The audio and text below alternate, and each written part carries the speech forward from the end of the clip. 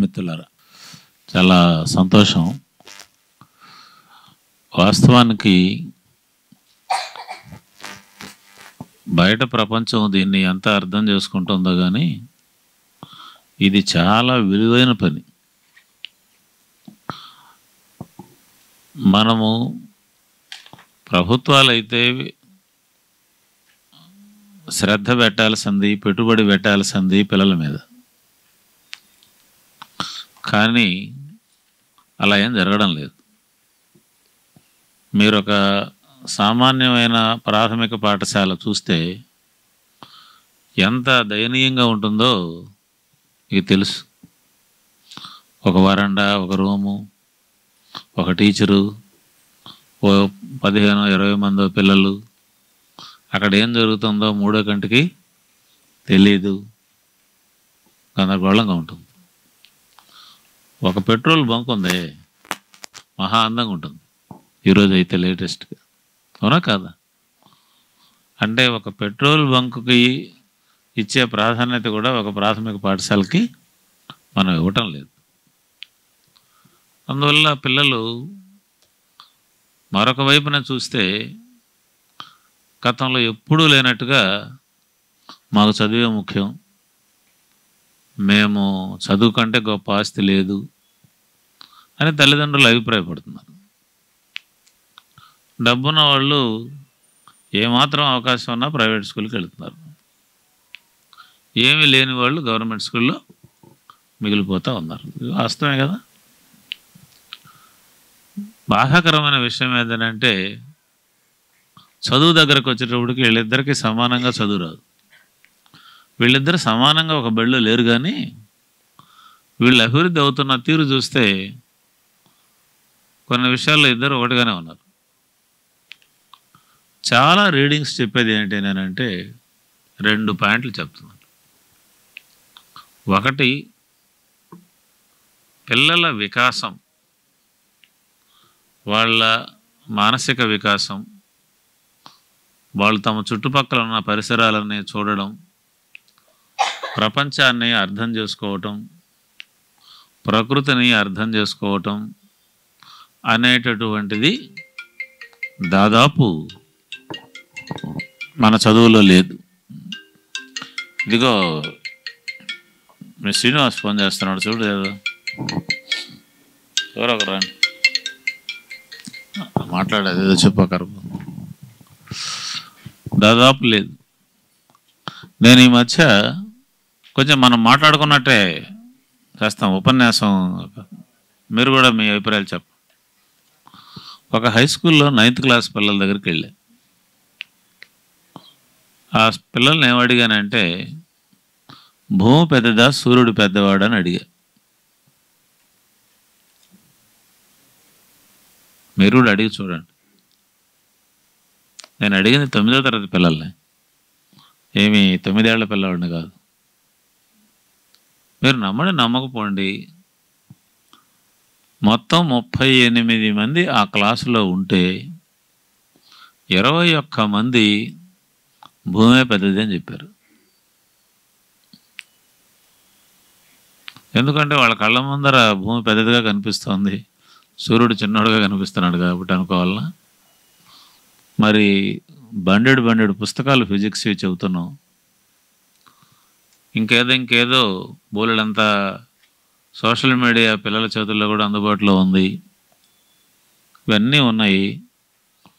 పరీక్షల్లో చూస్తే 90 మార్కులకు తగ్గవు.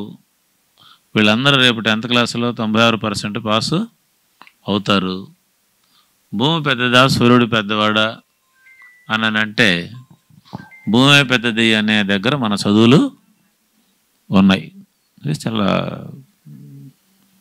చాలా బాధేస్తుంది. ఇలా ఎందుకుంది? ఈ ప్రశ్న కీలకమైంది. చాలా కాలం ముందర బాబా ఆటమిక్ రీసెర్చ్ సెంటర్ అని బొంబాయిలో ఉంది. అక్కడనే మన అణు పరిశోధనలన్నీ జరిగేది. హోమీ బాబా అని ఒక గొప్ప శాస్త్రవేత్త బాధ్యత తీసుకొని దాన్ని ప్రారంభించాడు. నెహ్రూ గారు ఉన్నప్పుడు జరిగింది. అక్కడున్న సైంటిస్టులు బొంబాయి మున్సిపల్ హై స్కూళ్ళకి వెళ్ళి సైన్స్ను ఎలా చెబుతున్నారు అనే దాని మీద ఒక చిన్న పరిశీలన చేశారు. How science is taught in Bombay municipal high schools అనేది ఆ అధ్యయనం. ఆ తర్వాత పెద్ద పెద్ద సైంటిస్టులు ఆ పనిచేసి ఆ తర్వాత వాళ్ళు ఆ రిపోర్ట్లో ఏం చెప్పారని అంటే, no science is taught in Bombay municipal high schools అని చెప్పారు. అంటే సైన్స్ అనేది బాంబే మున్సిపల్ హై స్కూళ్ళల్లో సైన్స్ లేకపోవడం ఏంది? ఇందులో సైన్స్ టెక్స్ట్ బుక్స్ ఉంటాయి, ఉన్నాయా లేవా? మరి అసలే లేకపోవడం ఏమిటి అని అంటే, సైన్స్ని పరీక్షల్లో అవసరానికి తగినట్టుగా చదువుకోవడానికి, సైన్స్ని తన చుట్టుపక్కల ఉన్న పరిసరాలలో చూచి అప్లై చేసి అర్థం చేసుకోవడానికి చాలా తేడా ఉంది. మనకు తెలుసు, మన పిల్లలకి సూర్యుని గురించి తెలుసు, చంద్రుని గురించి తెలుసు, అది తెలుసు, ఇది తెలుసు. కానీ చాలా చిన్న విషయం, అది పెద్దదా ఇది పెద్దదని అంటే సూటిగా అలాంటి క్వశ్చన్కి క్వశ్చన్ లేదు అక్కడ. ఒకసారి ఎక్కడన్నా ఆ క్వశ్చన్ కానీ ఉంటే వీడికి తెలిసి ఉంటుంది. బట్టి అయినా సరే ఎంత పెద్ద గ్యాప్ చెప్పండి ఇది. అందువల్ల ఏంటంటే, మనము ట్యూషన్ సెంటర్లో నడిపేటప్పుడు కానీ, లేదు మన పిల్లలు చదువుకుంటుండేటటువంటి చదువుల గురించి కొన్ని చూసినప్పుడు కానీ, మొదట అర్థం చేసుకోవాల్సింది, ఈ పిల్లలకి మినిమం ప్రపంచాన్ని గురించి తెలియదు. ప్రపంచం అంటే అంతా, అది చుట్టుపక్కల ఉన్న ప్రకృతి కావచ్చు, లేకపోయినట్టుగానైతే ప్రపంచపు నడకన గురించి కావచ్చు, లేకపోయినట్టుగానైతే అది గ్రహాలు మరొకటి కావచ్చు, దేని గురించి అయినా సరే వీళ్ళకేమీ తెలియదు. చాలా ఇబ్బందికరమైన సంగతి.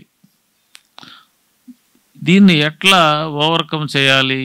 న్యాయంగా అయితే ఇది బడిలో జరగాల, మనంగా చేయాల్సింది. మన దగ్గర ఎంతసేపు ఉంటారు పిల్లలు? 2 hours ఉంటారు. ఆ 2 hoursలో కూడా ఎంత ఉంటారో ఎట్లుంటారో రకరకాలుగా ఉంటారు, ఏమీ కాదు కదా. కానీ ఇది న్యాయంగా ఎక్కడ జరగాల? బడిలో జరగాలి, అంతే కదమ్మా. బడిలో జరగడం లేదు కాబట్టి మనం ఈ పని చేస్తున్నాం. ఈ రోజుకి కాకుండా రేపైనా మన పని ఎవరు చేయాలి? పూర్తిగా బడే చేయాలి. న్యాయంగా అయితే బడే చేయాలి, కానీ అది జరగడం లేదు. ఎలా? కాబట్టి మనం ఈ సెంటర్లో నడిపేటప్పుడు మనం ఎందుకు నడుపుతున్నాము అనేటివి 2 పాయింట్లుగా చూడాలి. ఒక పాయింట్, పిల్లలు విశాలంగా వికసించాలి, వాళ్లకు ప్రపంచాన్ని గురించి ఒక స్పష్టమైన అభిప్రాయం ఏర్పడాలి. స్పష్టమైనది కాకపోయినా లూజుగానైనా ప్రపంచాన్ని అర్థం చేసుకునే వైపుకు వాళ్ళు ప్రయాణం చేయాలి. ఆ కోణంలో నుంచి ఒక పురోగమనం అనేటటువంటిది స్టార్ట్ కావాలి.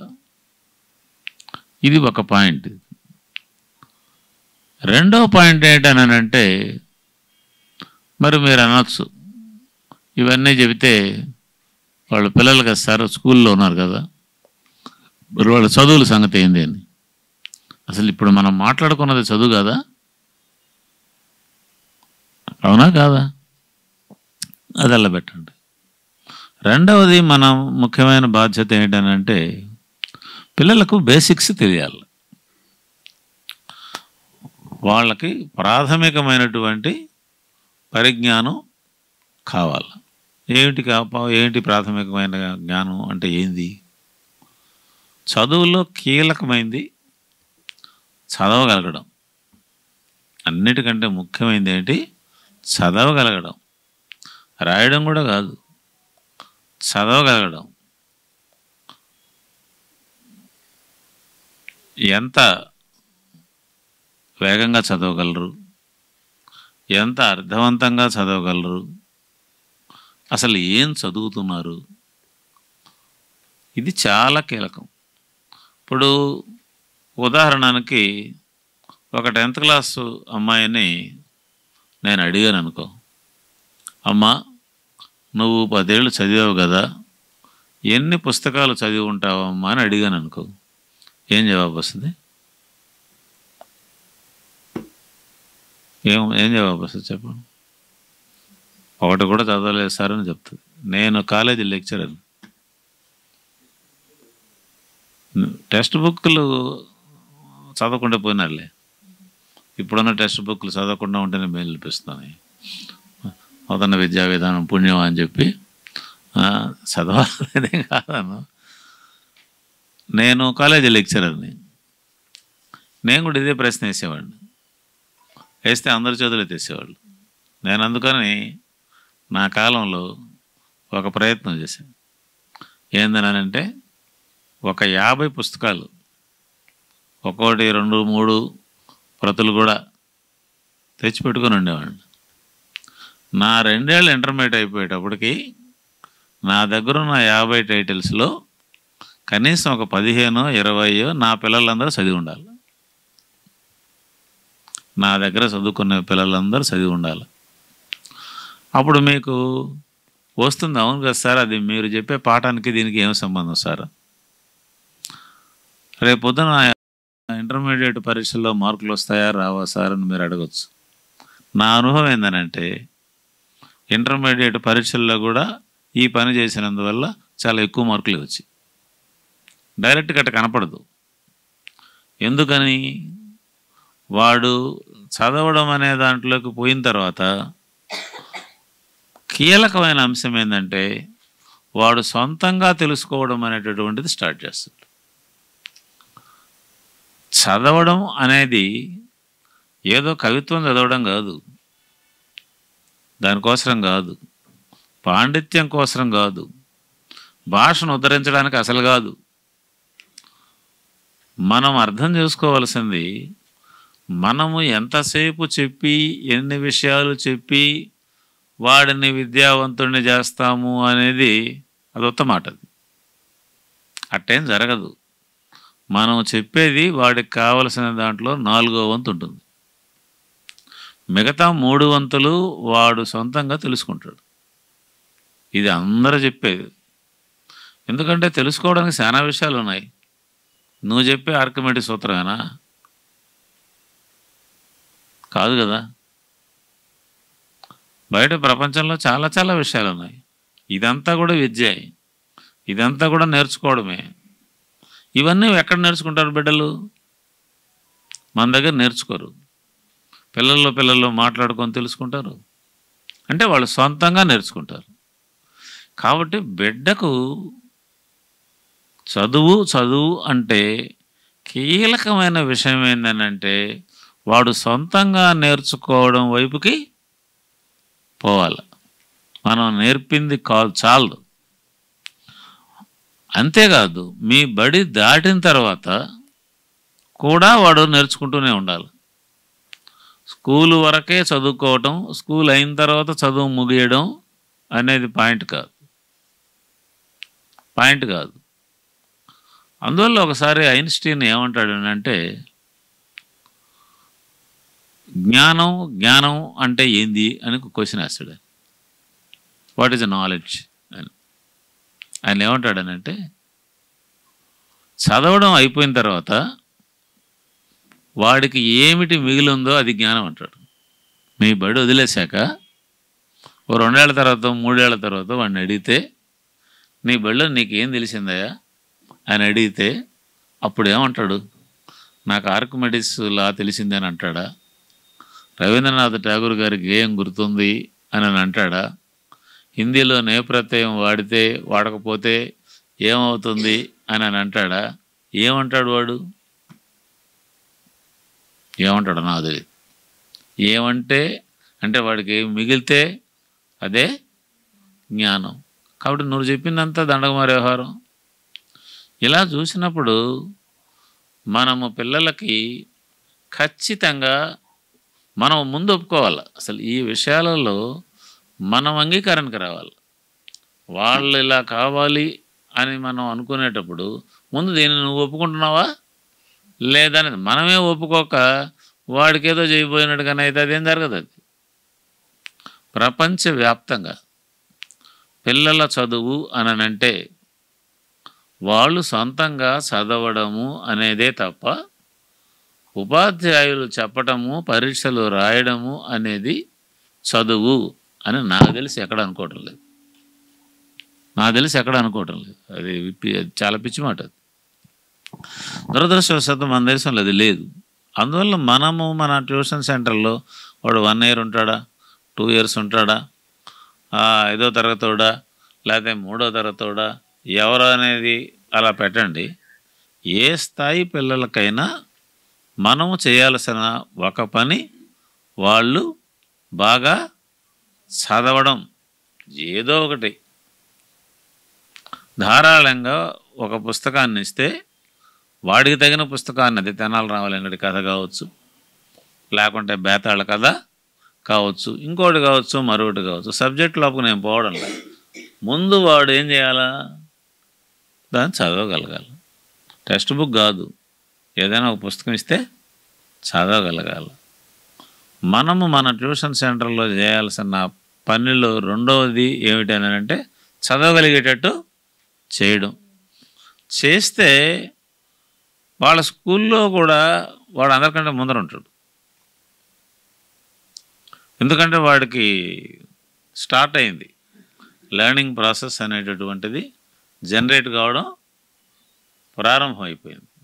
అందువల్ల వాడు తెనాలి రామలింగడి కథలే చదివినా స్కూల్కి వెళ్ళిన తర్వాత వాడు హిస్టరీ టెక్స్ట్ బుక్లో ఎక్కువ మార్కులు తెచ్చుకుంటాడు. ఇది నా అనుభవమే కాదు, ప్రపంచవ్యాప్తంగా ఉన్న అనుభవం. దీన్ని బట్టి చూస్తే 2 పాయింట్లు మన ట్యూషన్ సెంటర్లు నడపడంలో కీలకమైనటివి అని అనుకోవాలి. నెంబర్ 1 పిల్లల వికాసం, వాళ్ళు ఆలోచించడం, సొంతంగా ఆలోచించడం. మనం చెప్పింది వినడం కాదు, వాడు బుర్రబెట్టి ఆలోచించేటట్టుగా చేయడం అనే దాన్ని మనం వికాసం అని అనుకుందాం, ఊరికే ఒక మాట, సరేనా? అది 1. 2 చదవగలగడం, బాగా చదవగలగడం. ఈ 2 పనులని ఎంత మేరకు మనం చేయగలిగితే మనం సక్సెస్. ఇప్పుడు అట్ట కాకుండా మనము హోంవర్క్ చేయిస్తున్నాం అనుకో, మన ట్యూషన్ సెంటర్లో జరుగుతుంది. అది నెల్లూరులో కూడా యూటీఎఫ్ ఆఫీసులో ఒక ఉపాధ్యాయుడు మనమందరం ప్రారంభించక ముందు నుంచే ప్రారంభించినాడు. ఆఫీసులో అనేది నడుస్తుంది, ఆ వాచ్మెన్ చుట్టుపక్కల అపార్ట్మెంట్ పిల్లలు వాళ్ళు రాగానే ఏం చేస్తారు, పుస్తకాలు ముందర వేసుకుంటారు. ఏది, స్కూల్ పుస్తకాలు. కానీ ఆ టీచర్లు ఒక బండి ఇచ్చుంటారు కదా, ఏంది హోంవర్క్ లేకుంటే ఇంపోజిషను ఏదో ఒకటి ఇచ్చుంటారు కదా. ఇంకా దాంతో ఇంక అయిపోయింది, వాళ్ళు జీవితం ముగిసిపోయింది. మన పని ఏంది, వాడిని కూర్చోబెట్టి కొంచెం కాపలా గాయడం. వాడు అటు ఇటు తిరిగి ఆ హోంవర్క్ చేసుకోకుండా ఉండడం కన్నా మన దగ్గర ఉంటే 4 కలిసి కూర్చొని హోంవర్క్ చేసుకుంటారు. ఈ పని చేయడం కింద మన సెంటర్ మారిపోయింది. ఎప్పుడైనా ఏదైనా వాడు సార్ ఇదేంది అని అడిగితే చెబితే చెప్పటం, లేకపోయినట్టుగానైతే అంతకంటే ఏమి లేదు. మనం చెప్పేటటువంటి చదువు అంటే మనం నడిపేటటువంటి సెంటరు ఈ రకంగా హోంవర్క్ చేయడానికి పనికొచ్చేది కింద ఉండకూడదు. అంటే నేను హోంవర్క్ చేయించొద్దని నేను అనడాల. ఎందుకనంటే తల్లిదండ్రులు మేము ట్యూషన్ సెంటర్కి పంపిస్తున్నాం, మా వాడికి ఏమైంది అని అంటే మేము గ్రహణం ఎట్టొస్తుందో చెప్పామనంటే మాకు ఆ గ్రహణం సంగతి దేవుడు లేండి సార్, ముందర హోంవర్క్ చేయకుండా రేపు వాడిని చావగొడతారు, నాకేం చేత కాకపోయా చెప్పడం అని అంటారు. నేను దాన్ని అర్థం చేసుకోగలను, మీరు కూడా దాన్నే చేసి మీ దగ్గర 1 గంట ఉంటాడు అని అనుకుంటే వదిలేయండి. ఒక అరగంట అదే విధంగా హోంవర్క్ చేస్తే కూడా చేయనండి, నేనేం కాదని చెప్పాలి. కానీ మనము నడిపే ఉద్దేశం ఏమిటి అని అంటే పిల్లలు స్వతంత్రంగా ఆలోచించడం అనేటటువంటిది జరగాలి. అసలుకి విద్యావంతులు కావడము అంటే అర్థం ఏమిటి? సొంత ఆలోచన ఉండడము అనేది కదా అర్థం. ఎవరు చెప్పినా వినడం, తలకాయ ఊచడం, తనకంటూ ఏమీ లేకుండా గొర్రెలన్నీ బేబే అన్నట్టు పిల్లలందరూ ఒకటే ఆన్సరు చెప్పటం, ఒకటే రకంగా ఆలోచించడం, అట్టుంటారమ్మా మన ఇంట్లో పిల్లలు. అట్టున్నారు, ఇద్దరు పిల్లలు ఉంటే ఎట్టున్నారు, ఒకరు ఉత్తర ధ్రువం ఇంకొకరు దక్షిణ ధ్రువం కదా, మనందరికీ తెలుసు కదా, అవును కదా. అట్లా ఉండబట్టే కదా ఈ ప్రపంచం ఈ విధంగా ఉంది. రకరకాలుగా ఉండే పిల్లలు ఉండబట్టే కదా. అందరూ ఒక్కటిగానే ఉండి ఉంటే, ప్రపంచంలో చెట్లన్నీ ఒకే రకమైన చెట్లు ఉండి ఉంటే, ఒకే రకమైన పూలు ఉండి ఉంటే ఎలా ఉండేది?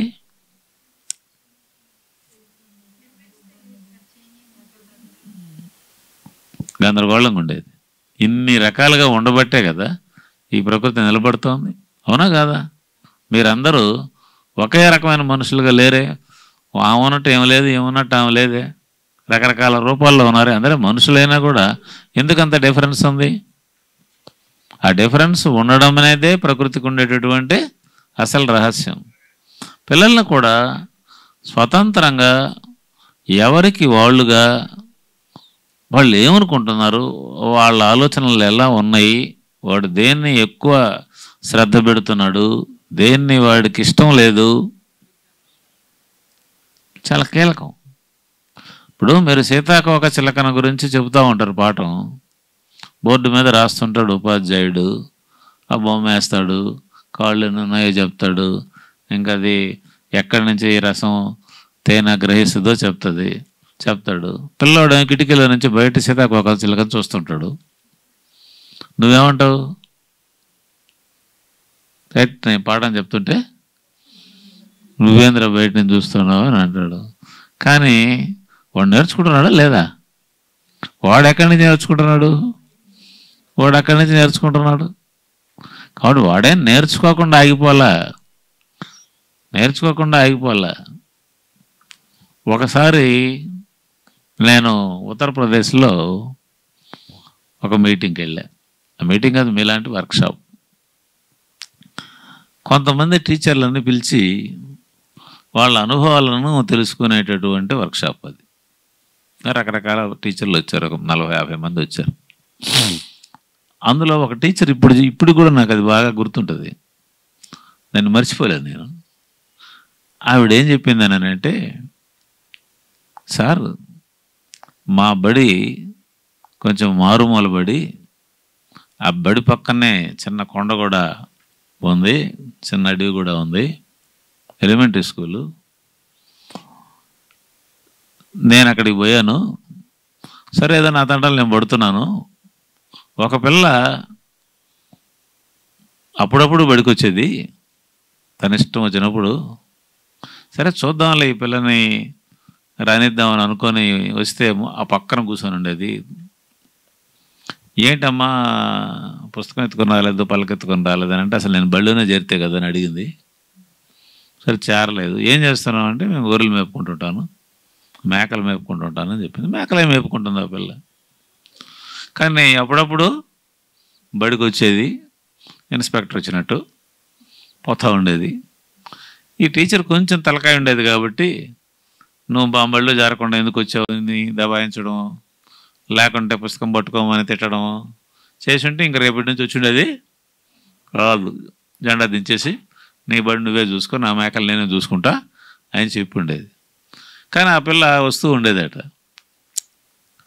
ఒకరోజు ఆ బడిలోకి పాము వచ్చింది.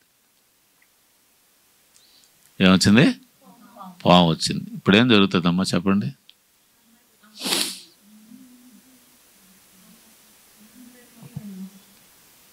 పాము వస్తే ఏం చేస్తాం? క్లాస్ రూమ్లోకి ముందు ఎవరు పరిగెస్తారు?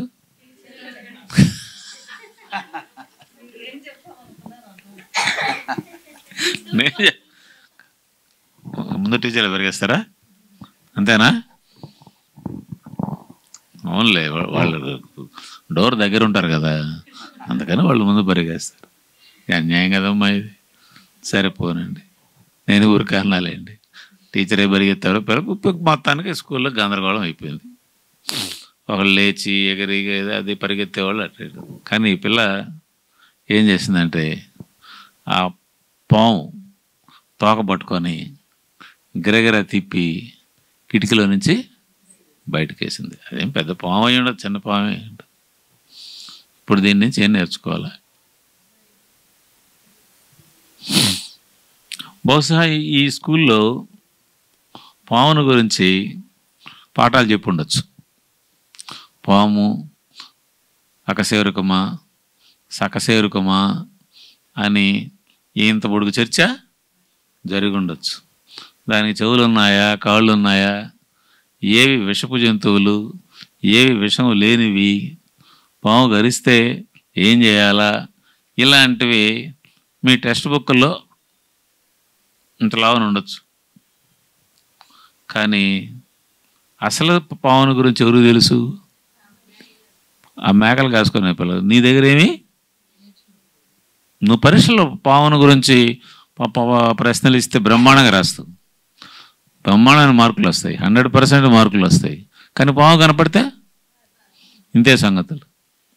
వన్ థింగ్ కాబట్టి ప్రాక్టికల్ నాలెడ్జ్ పాముని గురించి ఆ పిల్లకి తెలుసు, కానీ మన స్కూల్లో తెలియదు. పాఠం ఉన్నా కూడా, పాము పాఠము ఉన్నా కూడా. నెంబర్ 2 అన్నిటికంటే కీలకమైంది, పాము వస్తే అందరూ ఏం చేశారు?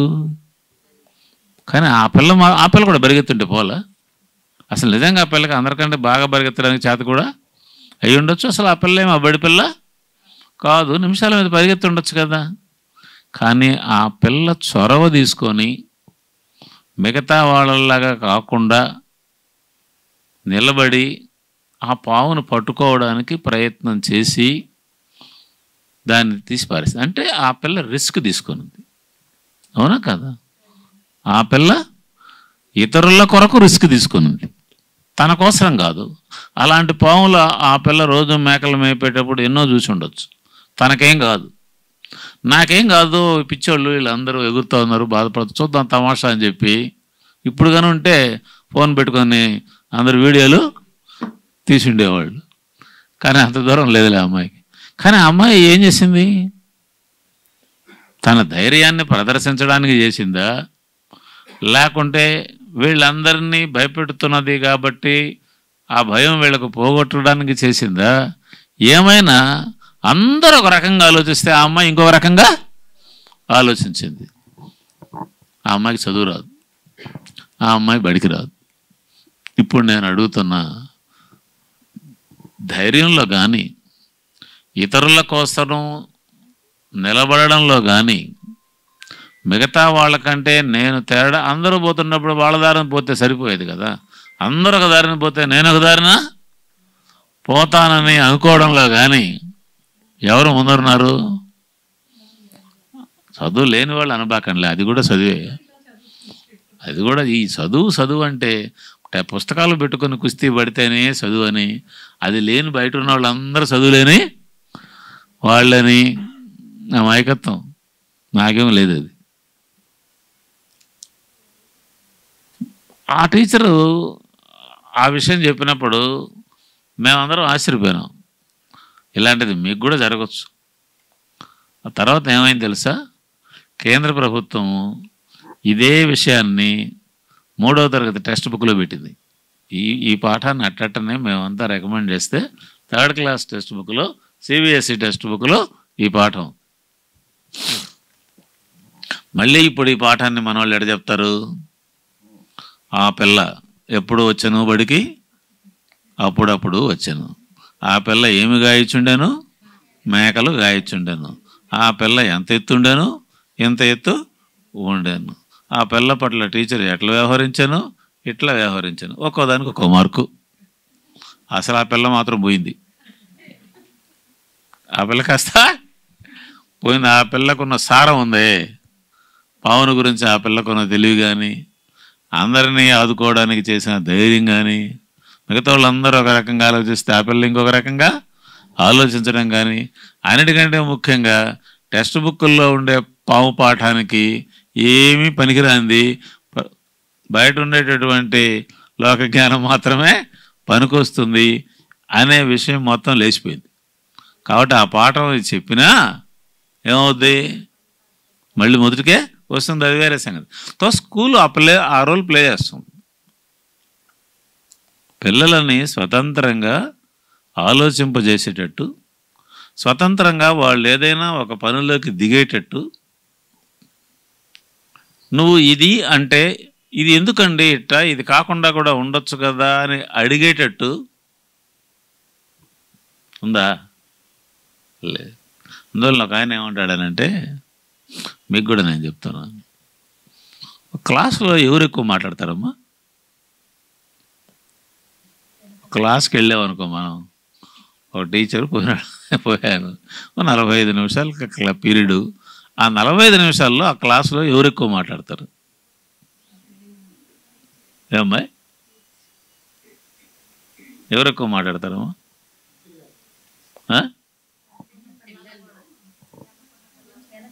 వెనక పోతే సరిపోను చెప్పండిలే.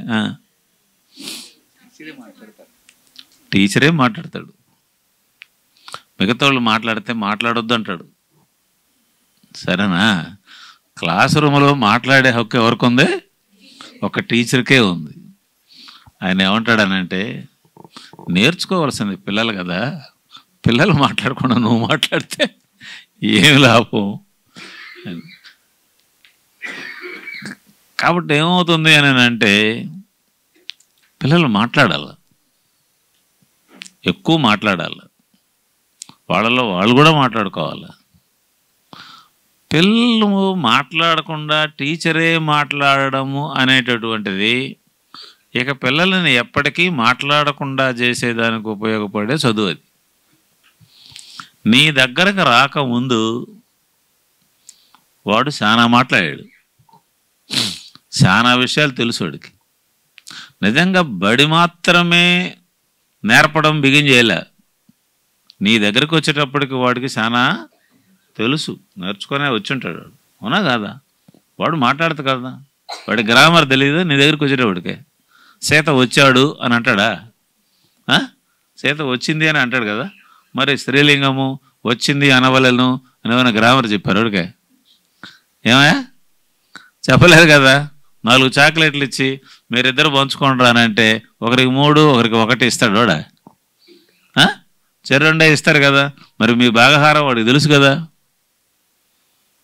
చెప్పండి, తెలీదా? మరి ఇవన్నీ వాడికి తెలుసానంటే ఇదంతా చదువు కదా. కాబట్టి ఇవన్నీ ఎట నేర్చుకొని వచ్చాడు?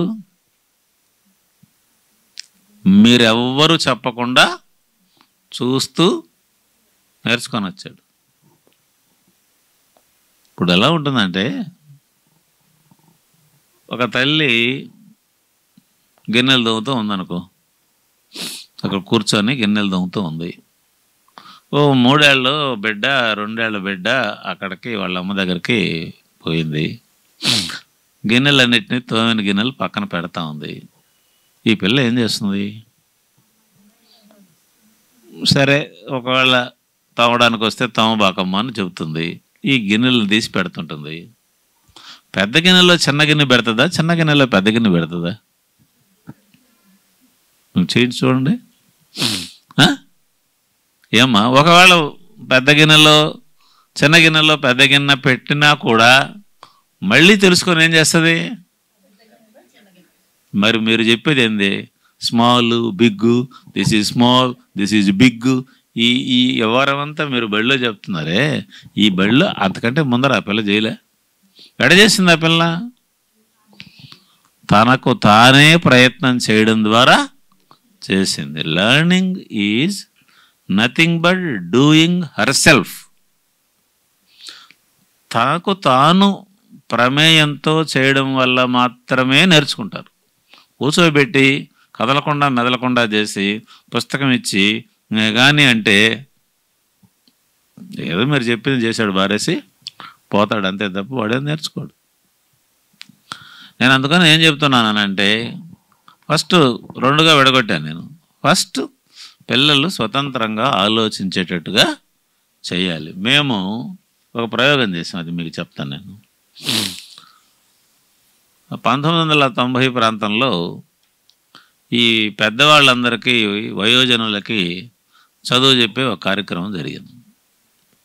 ఈ 6 నెలలు, అది కూడా రాత్రి 1 గంట, పొగ్గులంతా పనిచేసి వచ్చుంటారు. ఆ రోజుల్లో కరెంటు దీపాలు కూడా అంతంత మాత్రం. ఏం నేర్చుకుంటారు వీళ్ళు? 10 ఏళ్ళు సాగదీస్తేనే 10th క్లాస్ వాడు 2వ తరగతి పుస్తకం చదవడం లేదనే కదా ఇప్పుడు వచ్చిన రిపోర్ట్లన్నీ ఉండేది. మరి 6 నెలల్లో వాళ్ళు ఏం తెలుసుకుంటారు, ఏం చదువుకుంటారు? మాకు చాలా తలకాయ ఉండింది ఈ విషయంలో. వీళ్ళేం పెద్ద పుస్తకాలు చదవరని మాకు తెలుసు. మేమేం చేసామంటే అందులో నెల్లూరు జిల్లాలో ఒక ప్రయోగం చేసాం. అది నాకు తెలిసి ఎవరు చేయలే ఆ ప్రయోగం ఇండియాలో. ఏంటనంటే రోజు ఆ క్లాసులో ఏదో వాళ్ళు ముక్కలు రాసుకుంటారో చదువుతారో ఏదో ఆ టెక్స్ట్ బుక్తో కుస్తీ పట్టిన తర్వాత ఈరోజు మంచి విషయం అని ఒక పేరు పెట్టి ఒక విషయాన్ని గురించి మాట్లాడుకోవాలి. దానికి ఒక 60-70 ఇచ్చాము మేమే. ఇవి కాకుండా మీరే తయారు చేసుకుని మీరు కూడా చేయండి. ఏమిటి అని అంటే ఉదాహరణకి ఈరోజు మంచి విషయం ఏంటంటే దయ్యాలు ఉన్నాయా, ఇది విషయం. ఇంకా చేయండి. నేను ఒక చోటికి పోయినా, రాత్రి 10 గంటలప్పుడు పోయినా. పోలా సెంటర్లోనే చూసి తిరిగి వస్తుంటే ఒక ఊళ్ళో ఈ ఆడవాళ్ళందరూ కూర్చొని అరుచుకుంటా ఉన్నారు. ఏందిరా ఇది, ఇంత 10-10:30 దాకా వీళ్ళు అరుచుకుంటున్నారంటే ఈ కథ ఏంది, దయ్యాలు ఉన్నాయని ఒక ఆమె, లేవని ఒక ఆమె, మొత్తం మీద ఎక్కువ మంది దయ్యాలు ఉన్నాయని అంటే అనుకోండి. నాకేం అభ్యంతరం లేదు, ఆమెకు తెలిసిందని నేనేం కాదు.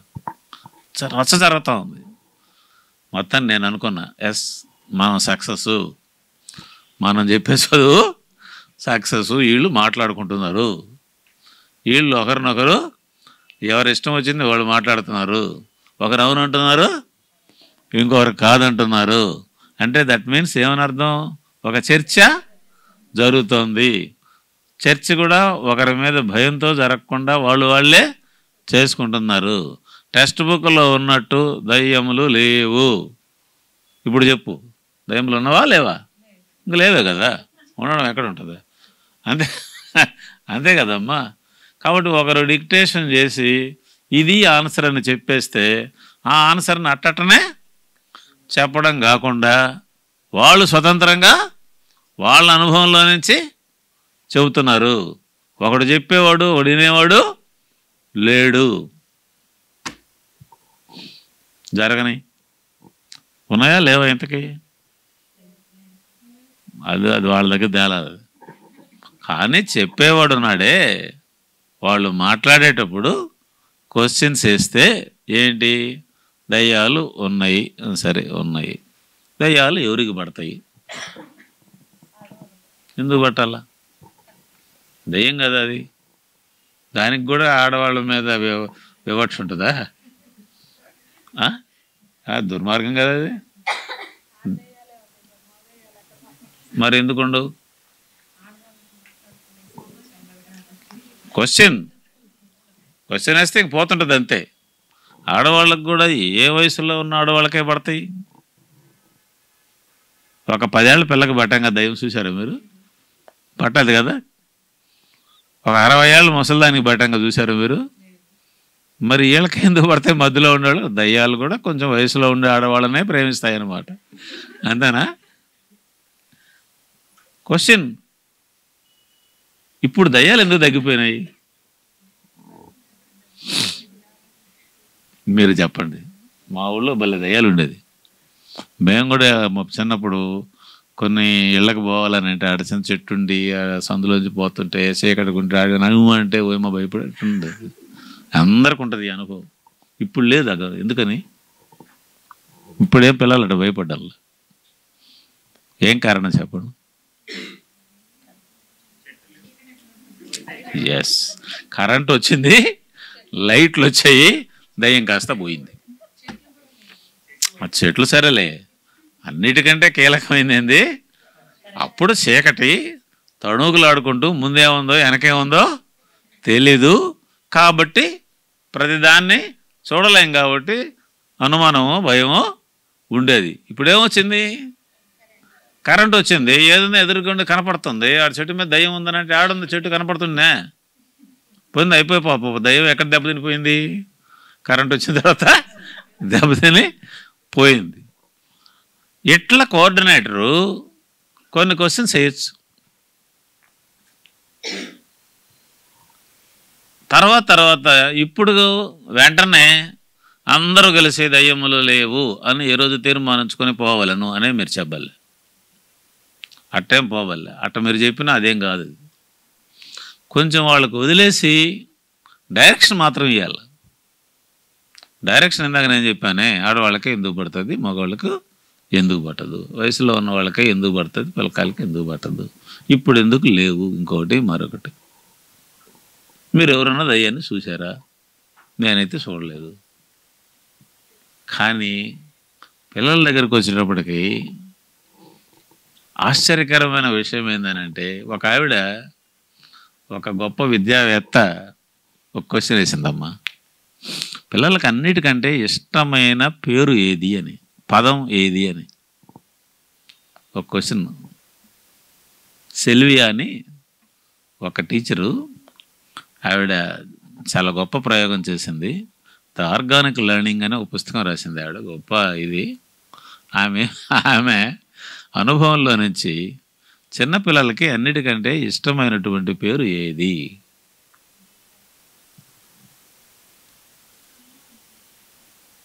చెప్పండి. లేదా ముచ్చటపడే ఇష్టం ఏది? దయ్యమే. మరి దయ్యం ఉందా లేదా? చందమామ కథల్లో అన్నిటికంటే పాపులర్ ఏది? బేతాళ కథలే. ఊహలో ఆనందం కోసం ఉండొచ్చు, కానీ ప్రాక్టికల్గా నిత్య జీవితంలో లేదు. ఈ లేదనే విషయాన్ని ఈ రూపంలో మీరు చెప్పాలి, ఈ చర్చ జరగాల, అవునా కదా? ఇప్పుడు చదువుకున్నవాడికి చదువుకోకుండా ఉన్నవాడికి మధ్య తేడా ఇప్పుడు వస్తుంది. వీడు సొంతంగా మాట్లాడతాడు, ఈ పిల్ల సొంతంగా, ఇంకా మిగతా విషయాలు కూడా. గ్రహణం అంటే ఏంది? ఏదో ఆ గ్రహణం వచ్చిన రోజు, ముందు రోజు, వెనక రోజు దీని గురించి మాట్లాడవచ్చు. మీరేమి తిట్టబల్లే, గ్రహణం వస్తే అది చేస్తున్నారు, ఇది చేస్తున్నారు, ఈ తిట్టే పనులకు బాబు అక్కడండి జనం. కానీ చదువుకున్నవాడు, వాడికి దీని పట్ల ఒక స్పష్టత ఉండాలి. గ్రహణం అంటే ఒక కాంతి కలిగినటువంటి ఒక దీపం, మరొకటో ఇంకోటి ఏదన్నా కావచ్చు కాక, దాని నేడు ఇంకో దాని మీద, ఒకదాని మీద పడితే దాని నేడు ఇంకో దాని మీద పడి మీరిద్దరు నడుస్తున్నారు.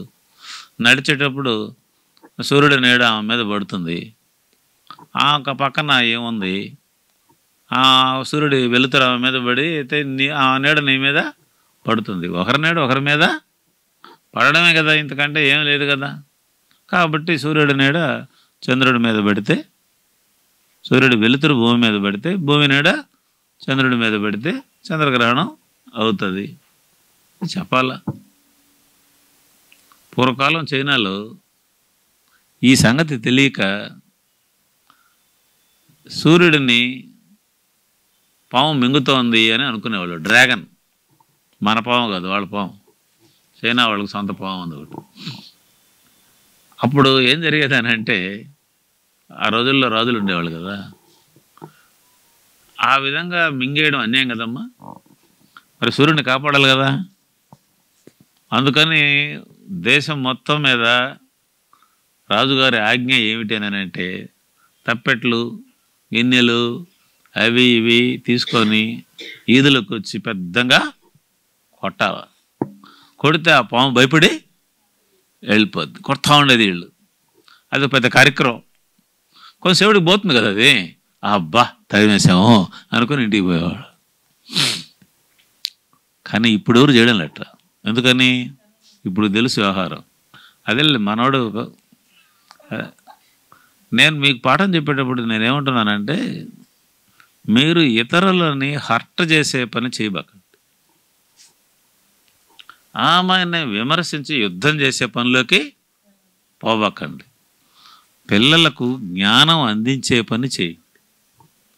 జ్ఞానం అందిస్తే అజ్ఞానం ఏది అనేటటువంటిది వాడు జడ్జి చేసుకోవడానికి కొంచెం సమయం ఇవ్వండి. మీరు జడ్జిమెంట్ చెప్పాకండి. మీకేం హక్కు లేదు, మనకేం ఆ హక్కు లేదు. పిల్లలు ఏమి అంత తెలివి తక్కువ వాళ్ళు, మనుషులేమి అంత మూర్ఖులు కాదు. వాళ్ళకి సొంతంగా ఆలోచించుకోగలిగినటువంటి సామర్థ్యము ఉంటుంది.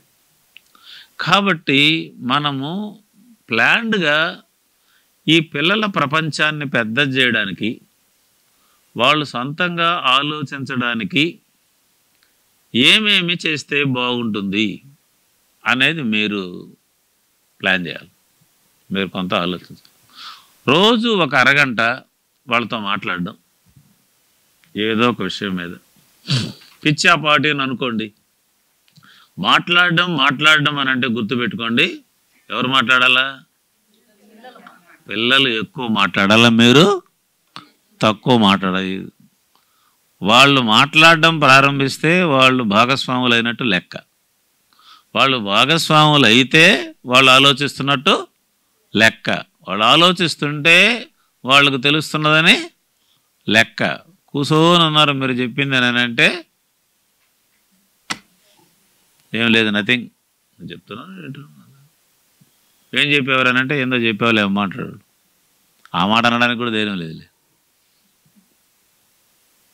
మీరు 2 గంటలు మీ దగ్గర ట్యూషన్ సెంటర్ అనుకుంటే ఒక అరగంట ఏదో ఒక విషయాన్ని గురించి, మంచి విషయం అని అంటే మంచిది చెడేందిలే కానండి, ఏదో ఒక దాని గురించి. ఇప్పుడు ఉదాహరణకి కొన్ని క్వశ్చన్స్ వేసుకోవచ్చు. ఎన్ని గ్రహాలు ఉన్నాయి కదా, ఒక భూమి మీదనే మనుషులు ఎందుకున్నారు? చర్చి పెట్టండి.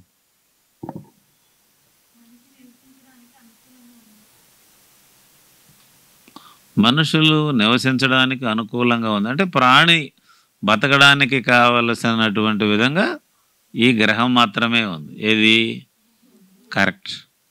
ఇంకొంచెం ముందుకు పోతే ఏమి మిగతా గ్రహాల్లో ప్రాణులు నివసించడానికి కావలసిన పరిస్థితులు ఎందుకు లేవు? భూమిలోనే ఎందుకు ఉండాలా? ఆ నీరే ఇక్కడ ఎందుకుంది, అక్కడ ఎందుకు లేదు? అన్నిట్లో ఉండొచ్చుగా. క్వశ్చన్. నేనేం దీన్ని తర్కం చేయడం తెలుసుకోవాలా. ఎందుకని? కొంచెం మాట్లాడడం స్టార్ట్ చేయండి. కానీ ఎక్కడికి వచ్చి ఆగిపోతుంది ఇది?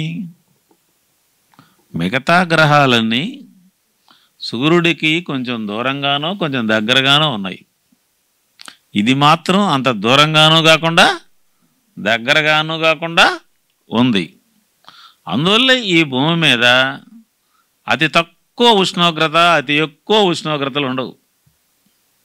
కొంచెం అటు ఇటు సమశీతోష్ణంగానే ఉంటుంది. చిన్నపిల్లలు మాట్లాడేది ఉదాహరణకి ఒక 200 డిగ్రీలు ఈ భూమి మీద ఎప్పుడు ఉండదు. రేపు ఎండాకాలం 40కి వచ్చేటప్పటికే అల్లాడిపోతాం. అట్లాగే ఒక -100 ఉండే పరిస్థితి ఎప్పుడు కూడా రాదు. అవునా కదా? మిగతా గ్రహాల్లో అట్లా లేదు. ఎందుకని? అవి చంద్రుడికి సూర్యుడికి చాలా దగ్గరగానున్నా ఉన్నాయి, దూరంగానున్నాయి. భూమి మాత్రం మధ్యస్థంగా ఉంది. ఉండబట్టే ఇక్కడ ఆ పరిస్థితి వచ్చింది. ఈ చర్చ జరపండి. నేను ఊరకే ఇదొక పాయింట్ చెప్తున్నా, దీని గురించే మాట్లాడాలా అనేటటువంటిది కాదన్నమాట. అలాగే నేను ఈ జన విజ్ఞాన వేదిక వాళ్ళు ఈ ఇంజనీరింగ్ పిల్లల గురించి వాళ్ళతో మీటింగ్ పెట్టించారు. నేను వాళ్ళ దగ్గరికి పోయాను. ఎందుకు పెద్ద పెద్ద ఉపన్యాసాలు చెప్పటం, దండగ మారే వ్యవహారం. నేను వాళ్ళని ఒక ప్రశ్న అడిగాను. మీరు ఈ భూమి మీద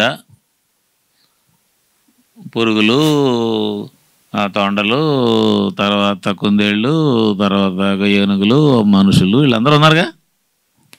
వీళ్ళందరూ ఒక్కటేసారి భూమి మీద పుట్టారా, లేకుంటే ఒక వరుసలో పుట్టారా? ఏమిటి మీ ఆన్సరు?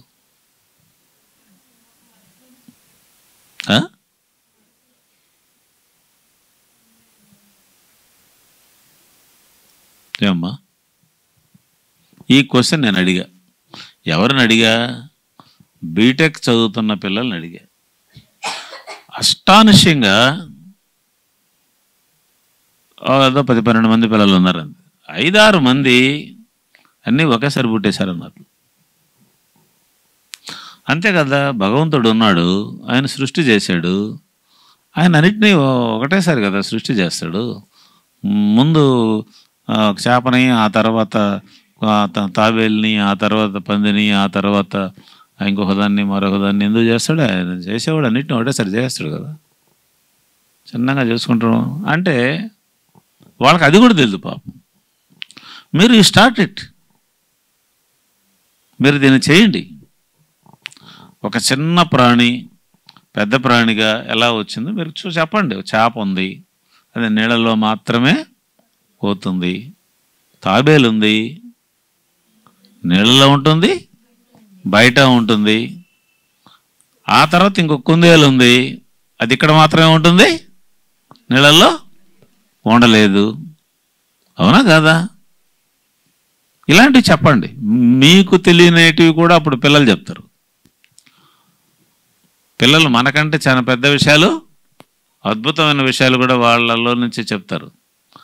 అసలు మనం చెప్పే పిల్లలు మీరు టౌన్లోనే కదా, గ్రామాల్లో వాళ్ళు ఊరు లేరా ఇక్కడ? మీరు గ్రామాల్లో పిల్లల్ని కనుక చూస్తే, మరీ అడవుల్లో ఉండే పిల్లల్ని కనుక చూస్తే, అసలు అడవిలో ఉండే పిల్లవాడిని నీకు తెలిసిన చెట్ల పేర్లు చెప్పండి అని అడిగామనుకో, అయిపోయినాడు అయ్యవారు, కథ ముగిసింది. బాటనీ మాస్టర్ ఉన్నాడే, వాడి ముందర ఎందుకు పనికిరా, వాడు చెప్పే పేర్లు అసలు ఉన్నాయనే సంగతి కూడా ఇదిగాడికి తెలియదు. మరి వాడి దగ్గర లేదా నాలెడ్జి? అవునా కదా? కాబట్టి పిల్లలకు కూడా వాళ్ళ దగ్గర ఉండేది ఉంటుంది. కాక ఎప్పుడు బయటపడుతుందని అంటే వాడికి నువ్వు అవకాశం ఇస్తే బయటపడుతుంది. అలా వాడు నోరెత్తడానికే లేకుండా చేస్తే ఉండదు. ఇప్పుడు ఇలాంటి విషయాన్ని మాట్లాడండి మీరు. అట్లాగే మనుషులు ఒక చోటు నుంచి ఒక చోటికి పోవడం, మానవుడు పుట్టినప్పటి నుంచి ఇప్పుడు దాకా మనుషులు ఈ భూమి మీద తిరుగుతూనే ఉన్నారు. ఇప్పుడు ట్రంప్ మన వాళ్ళందరినీ వెనక్కి దోసేసాడు. వీళ్ళందరూ అక్కడికి పోయి వెనక్కి వచ్చిన వాళ్ళు కదా. ఈ వ్యవహారం ఎప్పటి నుంచి జరుగుతుంది? ఆదిమ మానవుడు దగ్గర నుంచి మానవులు ఈ భూమి మీద ఒక చోటు నుంచి ఒక చోటికి, ఒక చోటు నుంచి ఒక చోటికి తిరుగుతూనే ఉన్నారు. మరి ఈ భూమి ఎవరిది? ఇప్పుడు ఈ దేశంలో ఉన్న వాళ్ళందరూ ఎవరు?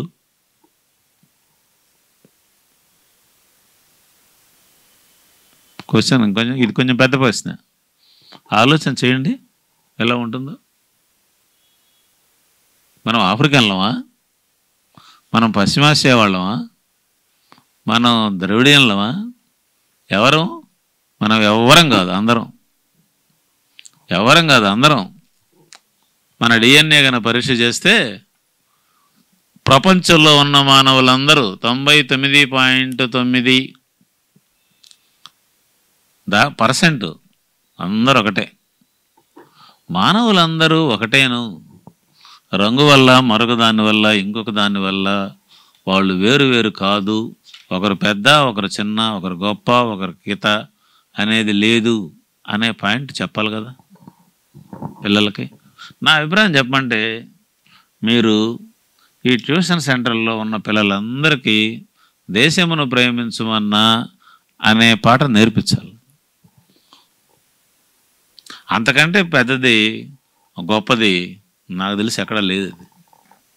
చాలా దేశాలకి జాతీయ గీతాలు ఉన్నాయి, కానీ ఏ దేశానికైనా జాతీయ గీతంగా పనికొచ్చేటటువంటిది దేశమును ప్రేమించమన్నా ఒకటే.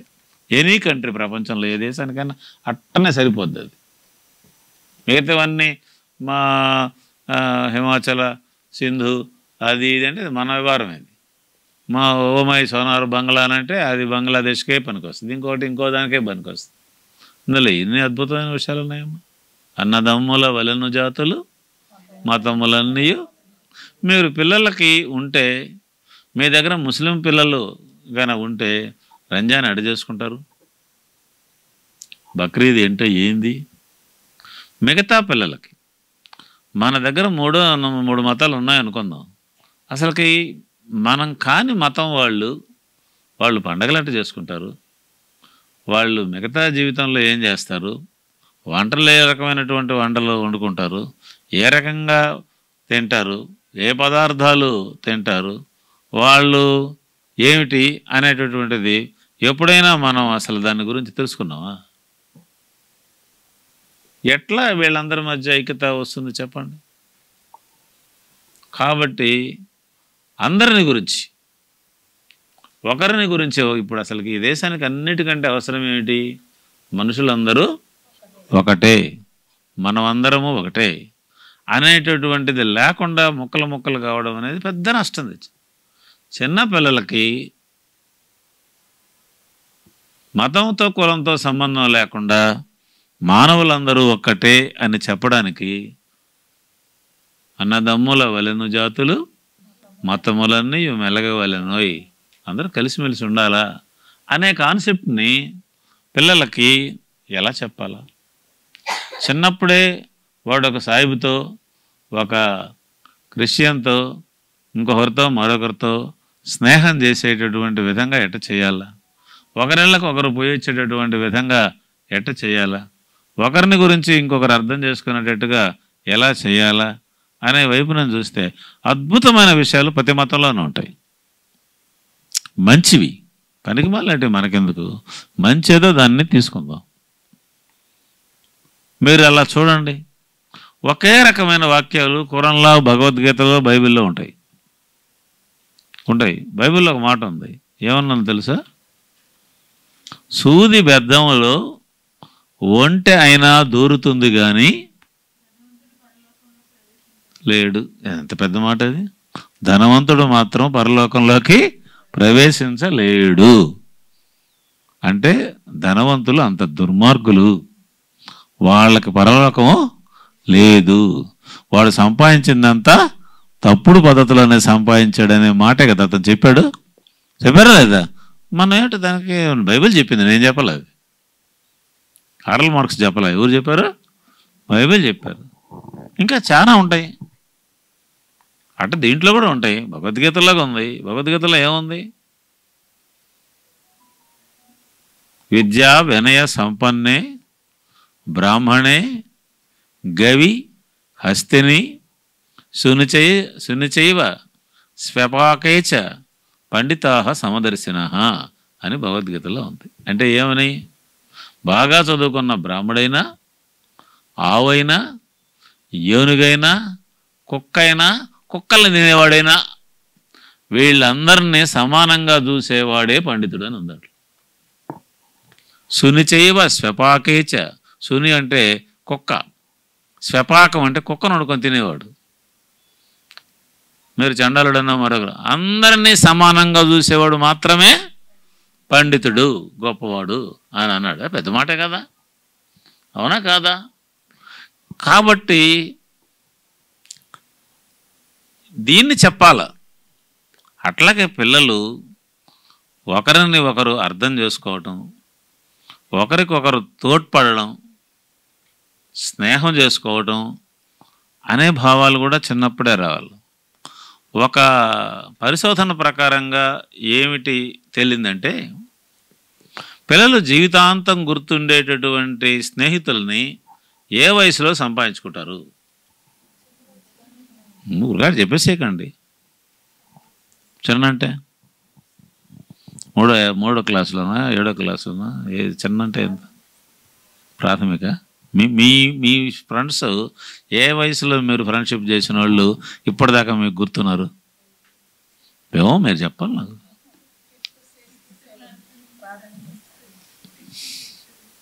కరోనా వచ్చినప్పుడు ఈ క్వశ్చన్ వచ్చింది, పిల్లలు స్నేహితుల్ని పోగొట్టుకుంటున్నారు అనే క్వశ్చన్ వచ్చితే ఏం చెప్తారంటే, పిల్లలు 7, 8, 9 తరగతుల్లో, ముఖ్యంగా 7, 8 తరగతుల్లో పిల్లలతో చేసినటువంటి స్నేహము దృఢంగా ఉంటుంది. చాలా చిన్నప్పుడు ఉన్నది మర్చిపోతారు, చాలా పైన ఉన్నప్పుడు ఇంకో రకంగా ఉంటుంది, అప్పుడు చేసుకున్న స్నేహం ఎక్కువగా ఉంటుందని చెప్తారు. అది కరెక్ట్ కావచ్చు, కరెక్ట్ కావచ్చు, వేరే సంగతి. కాబట్టి మన దగ్గరకు వచ్చే పిల్లలు ఏ వయసులో ఉన్నారు అంటే స్నేహము చేయడానికి పరిపక్వమైన వయసులో ఉన్నారు. ఏదో ఆడుకొని వెళ్ళిపోవడం కాదు, వాడు వీడు కలిసిపోవడం, జీవితాంతం ఉండడం అనేది. ఎక్కువ మంది స్నేహితులని సంపాదించుకున్నవాడే సరైన మనిషి. అది స్త్రీ కావచ్చు, పురుషుడు కావచ్చు.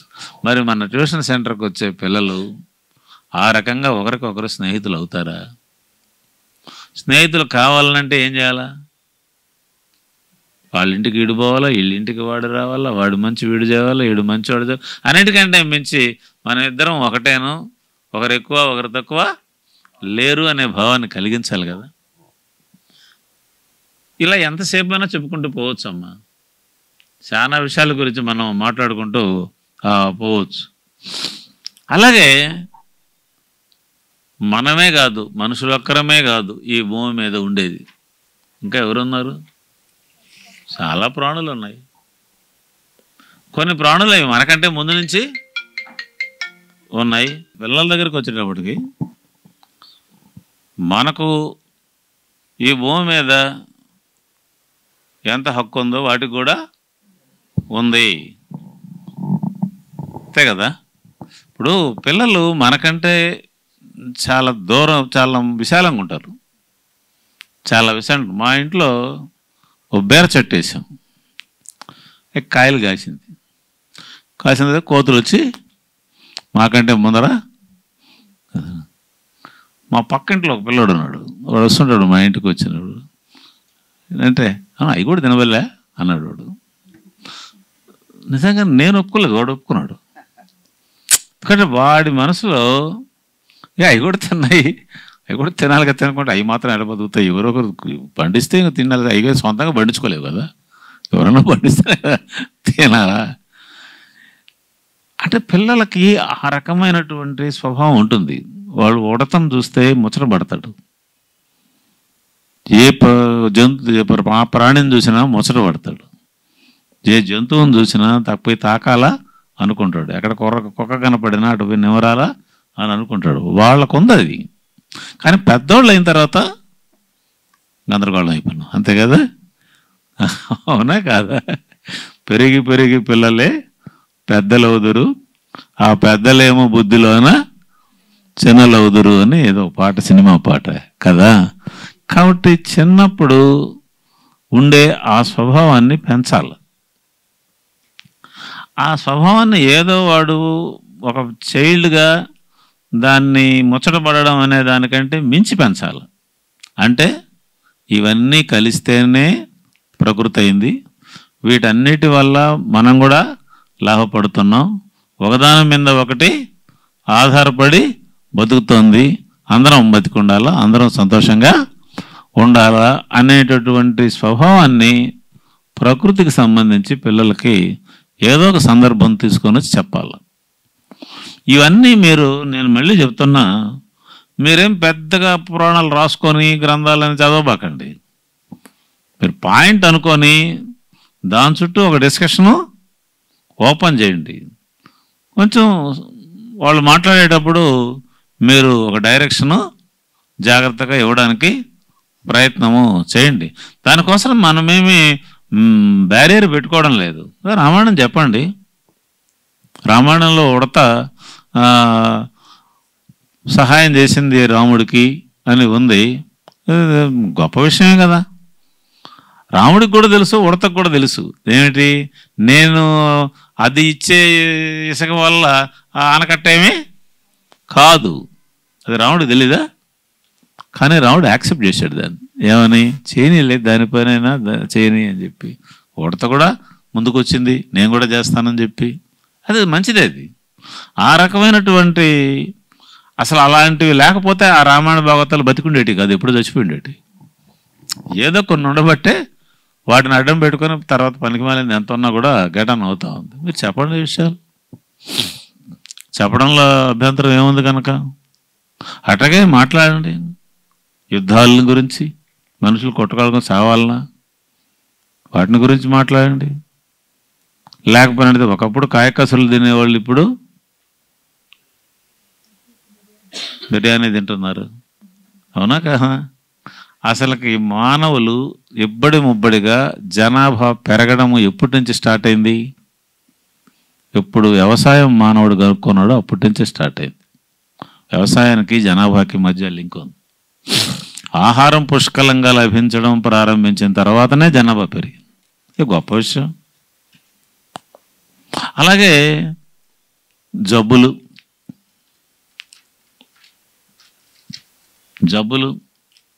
ఒక గాయమైంది, గాయమైతే పప్పు తినొచ్చా తినకూడదా? చెప్పండి తల్లి, చెప్పండి, డిస్కషన్ పెట్టండి. పిల్లలు తినొచ్చు అనేవాళ్ళు, తినకూడదు అనేవాళ్ళు, తినొచ్చు అనేవాళ్ళు ఎందుకు తినొచ్చు అంటారు, తినకూడదు అనేవాళ్ళు ఎందుకు తినకూడదు, తినకూడదు అనేవాళ్ళు ఎందుకు తినకూడదు అంటారు? ఎస్, చీము పడుతుంది అనే కదా. అంటే అంటే ఈ పప్పు ఆ చీము రెండు ఒకే రంగులో ఉన్నాయి కాబట్టి ఈ పప్పే చీమైందేనా? ఎందుకు వచ్చింది అది? ఎట్లొచ్చింది? కానీ నిజమైంది, పప్పు మాంసకృతులు. గాయం మానాలంటే ఏం కావాలా? మాంసకృతులు కావాలా? అవునా కదా? ఇప్పుడు చెప్పండి, వాళ్ళు పోయి ఇంట్లో చెప్తారు, ఇంట్లో కూడా డిస్కషన్ అవుతుంది. జరగనండి. ఈసారి పెట్టేదా కూరుకోరో లేకపోతే నోరు మూసుకోరా ఐవరు చెప్తాడు కానీ బల్ల ట్యూషన్ సెంటర్కి పోయినావు అని వాళ్ళు కొట్టేస్తారో ఏమైనా జరగనండి. మొత్తానికి ఒక చర్చ జరుగుతుంది. మా అమ్మ చెప్పింది ఎట్ట, మేడం చెప్పింది ఎట్ట, రెండు ఉన్నాయి నేనెట్టా అని అనుకోనండి వాడిని కొంచెంసేపు. ఏమొచ్చింది మీకు తేల్చాలనుకో, బాగా తేల్చాలన్నదంతా ఐవర్ లక్షణం. 2 × 2 4, 4రా 4, నోరు మూసుకోరా 4. ఇది కాదు చదువు. ఆ పని వాళ్ళు చేస్తారులే బళ్ళు. మీరేం చేస్తారు? వాళ్ళకు కొంచెం వదిలేయండి, వాడు మంచి చెడ్డ ఆలోచించుకోవడానికి వదిలేండి, ఘర్షణ పడనండి. పడి వాడు అసలుకి కాదు అమ్మా నేను ఒప్పుకోను తల్లి, నేను పప్పు తింటే చీము పడుతుంది, ఇది కరెక్టేనానంటే వదిలేవా బాబు, 2 రోజుల తర్వాత వాడు తెలుసుకుంటాడు. ఇప్పుడే తెలుసుకోవాలి, నువ్వు చెప్పగానే వాడు వినేయాలా? ఏం నువ్వు నీకు అంత డిక్టేటర్వా? మనకు కావాల్సింది వాడి మెదడులోకి ఒక స్పార్క్ పోవడం, ఇంకా ఆ తర్వాత అది ఆ పని చూసుకుంటుంది. ఇటువంటివే ఆలోచనలు అంటారు. ఈ ఆలోచనలే ప్రపంచాలని మార్చేసాయి. అవి చిన్నవిగా కనపడతాయి కానీ అవి ప్రపంచాన్ని మార్చి ఉంటాయి. కాబట్టి ఇలాంటివి చెప్పండి. చెట్టు, నాకు తెలిసి ఒక చిన్న పుస్తకం ఉంది, చెట్టు అనే ఒక బుక్కే ఉంది. అది చిన్న బుక్, అంతా కలిసి 10 పేజీల పుస్తకం. అది నేనే ఇప్పుడు రాశా, చాలా రోజులు. అందులో ఏమిటి, ఒక చెట్టు ఉంటుంది, ఒక మనిషి ఉంటాడు యాదయ్య అని. నేనే యాదయ్య అని పేరు పెట్టాలి. ఆ చెట్టు దగ్గరికి ఈ యాదయ్య చిన్నప్పుడు పోతాడు. పోయినప్పుడు చిన్నప్పుడు ఏం చేస్తాడు, వీడు ఎక్కుతాడు దిగుతాడు, దాని పండ్లు ఏదన్నా ఉంటే తింటాడు చేస్తాడు, వీళ్ళిద్దరు ఫ్రెండ్షిప్. కొంచెం పెద్ద అయిన తర్వాత ఏం చేస్తాడు, వాడు మేక్కి ఆకుల కోసంగా పోతాడు. ఇంకొంచెం పెద్ద అయిన తర్వాత చెట్టుని ఏం అడుగుతాడు, నేను ఇల్లు కట్టుకోవాలా ఇస్తావా అని అడుగుతాడు. ఇంకొంచెం పెద్ద అయిన తర్వాత ఉంటాడు, ఇంకొకటి అడుగుతాడు. మొత్తం మీద అంతా అయిపోయిన తర్వాత ఏమవుతుంది, చెడు కాస్త పోతుంది, ఆ బోధి మాత్రమే మిగులుతుంది. లాస్ట్కి ఇప్పుడు నాకేమి ఇస్తావు అని అంటాడు. ఇక ఈ బోధు నన్ను కొట్టుకో అంటే, అవును ఈ బోధి కూడా కొట్టేస్తే దీని చుట్టూ ఉండి అరుగు కూడా పోతుంది కదా, నేను ఎక్కడ కూర్చోవాలా అని వాడు అంటాడు. తప్పు తెలుసు, తమాషకుందా చిన్న. మీరు ఇలాంటివి చదివి చెప్పండి పిల్లలకి.